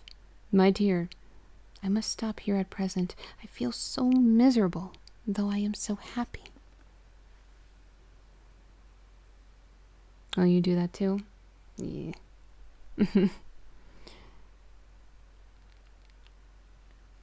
Okay, what's our time at? We are at 3:29. Let me see how long this is before I try to read it. It's a little long for my eyes, and my eyes are quite tired. I might have to call this a night. So, miss the days when dudes weren't so entitled with women. Yeah. I've only had one actual experience with a guy just wishing me happiness, but he definitely had feelings for me. But he couldn't give me a relationship or anything like that, and when someone else arrived who could, I went to him, I told him, and he told me pursue it. I can't give you what this man can give you. I just want to see you happy. You deserve that. And it was very, very heartwarming. It's not often you have experiences like that. Often it's jealousy and hurt, and those are all very valid feelings, but you can't force it. Also, miss the day. Oh, okay, no, I'm just rereading things now. You can't force it. You can't force love, and it sucks when it's not reciprocated. I've been in that position plenty of times where I was rejected. I've been rejected so many times in my life. So I know the feeling well. But you get over it. You get past it. How could somebody do that to you?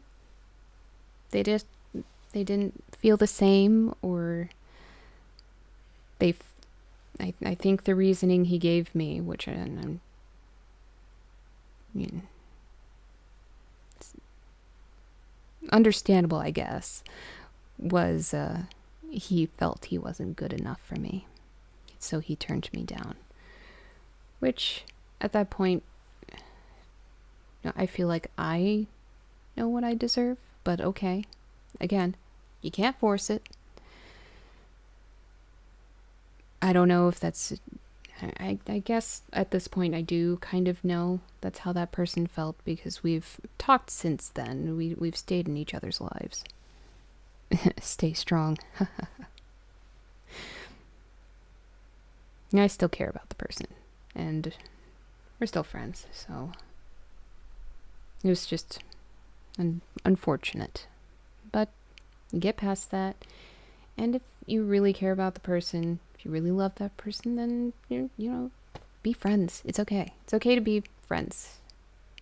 I know it can hurt at first, but you get past that, and it's fine after a while. I'm gonna put a little lotion on my hands. The books always dry up my hands. But yeah, I've been rejected so many times. Been rejected and dumped quite a few times.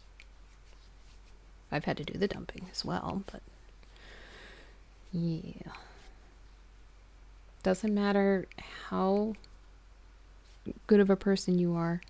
Oh, Mr. Harvey Quinn, that's so sweet of you. I wouldn't say they're insane. I think, sometimes people are going through things in their lives. They're not ready for something like that, or there may be things about me that don't particularly fit their taste. I don't know. And I've also changed and grown and matured over the years. So younger me is not the same as me now. So they might not have had any interest back then, but they may have had interest now. But now I don't give a fuck. I know that feeling, and staying friends is good. It is. It is good. If you can manage that, it's good. And sometimes you can even be friends with your exes. I'm friends with a couple of my exes. And some people are just better as friends. Like, you care about them greatly, but they're just better in the role of a platonic friend. I've known you since the MySpace days, and I have yet to see you not be the goddess you are. Oh, thank you. That's so sweet. Well, I mean, it's hard to describe it again. I've changed a bit. I mean, I'm mostly the same person, but I'm a little bit more laid back. I very fiery. I mean, I'm still fiery, but there's more kindness to my fire. There's fire with warmth and not just fire to burn, which is how I used to be. You're friends with your last 3 exes? That's excellent. If it wasn't a bad breakup or anything, there's really no reason. Better and better all. Thank you. I hope. I want to get better with age. I mean, it's not just about how the face looks or the body. It's how you mature as a person. But it's a constant project. I constantly work on myself. I try not to dwell too much on the rejections that I have had. It's good to think about, to try and understand, if there was anything about you that warranted that. Again, a lot of times it's not you. It's not really so much anything that you did. It's just the other person not being interested or something. Like, don't change who you are for another person, is what I'm saying. Oh, hello, Black Metal Werewolf. Good to see you. But yeah, don't change yourself for another person unless it's something that is personal growth that you see yourself needing and wanting. Like, if you have bad habits that you want to get out of, okay, work on that. I also am friends with all my past girls for the most part. Good for you. Good for you. I think it's mature for people to be able to get past. Aw. Well, thank you, Anonymous.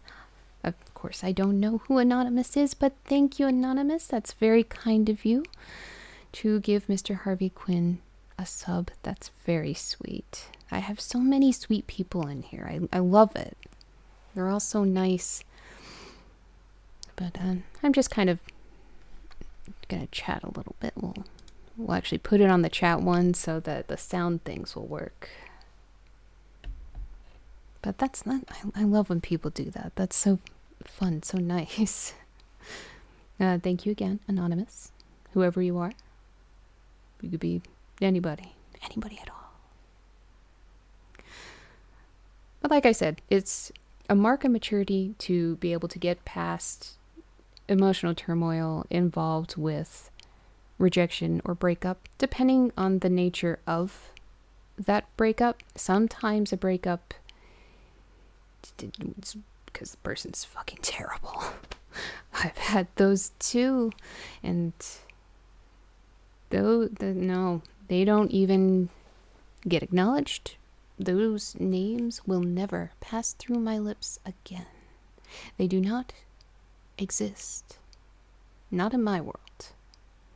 Those are truly terrible people that have done truly terrible things. They deserve not any real estate in my life. But yeah, that's one way to react to it, at least. It's better than making a huge fuss and drama and whatnot. Just cut them out. My first 3 relationships were awful. I'm so sorry. I'm sorry. And that's your first 3 to have bad experiences for your first ones. That's terrible. I mean, it should get better with age. Each relationship should get a little better, but that's not necessarily the case because everybody's different. But I've had both good and bad. I've had a lot of bad situations with people that aren't necessarily bad people. If that's a better way to word it. A lot of unfortunate experiences. And there have been times where otherwise decent people have done terrible things to me. I don't hate them, but I don't even have words to really finish that thought. It's a tough thought to try and grasp and describe. One cheater, one was embarrassed by me, and one used me for sex. I'm so sorry. You've got the trifecta of fuckery right there. That's terrible. I'm so sorry. I was kind of in some similar ones as well. Definitely dealt with cheaters. And all of the above. People that can't respect someone like you are pathetic. Oh, thank you, Mr. Harvey Quinn. And some people don't respect me. They just don't. Some people have treated me badly. And sometimes people have pasts of abuse where they were treated badly by others, and then that just ends up bleeding into your future relationships. And a lot of people don't get help for that, and it just continues the cycle of causing damage, and there's no actual growth there. And I've had to let go because of things like that. I'm not happy about it, but you need to fight through these things. I give you props for being so nice about it. They are not deserving of your kindness. Some, probably not. And a fair amount of the people that have hurt me in the past, they heard words. I don't yell. Do not scream. Sometimes I tear up, I cry. But I do not go for the jugular in a way that is angry. But I do tell them exactly what the fuck I think. Because sometimes you need to hear that shit to improve. And I think that's helped a couple of them. Unfortunately, when they come back around to try to convince me that they are better now, I have to inform them that no, you already fucked that up. We can be friends, but no, you had one chance. You only get one. That's it. Yes, you have to put them in their place sometimes. And sometimes I have to be put in my fucking place. You know? If I'm being a little shithead, fucking tell me. I don't know. I try not to. But I've had my issues in the past where I had to mature and work through them. It's okay. I got over them. I found better relationships with people and more fulfilling and meaningful relationships with my friends. Oh, that's good. And of whom I adore so very much, as you know personally. Absolutely, Layla. You are a wonderful, sweet person, and I am so glad that your relationships have improved over time, as it should. I love the rant. Yeah, and I try to chat a little bit. Actually, we can stop this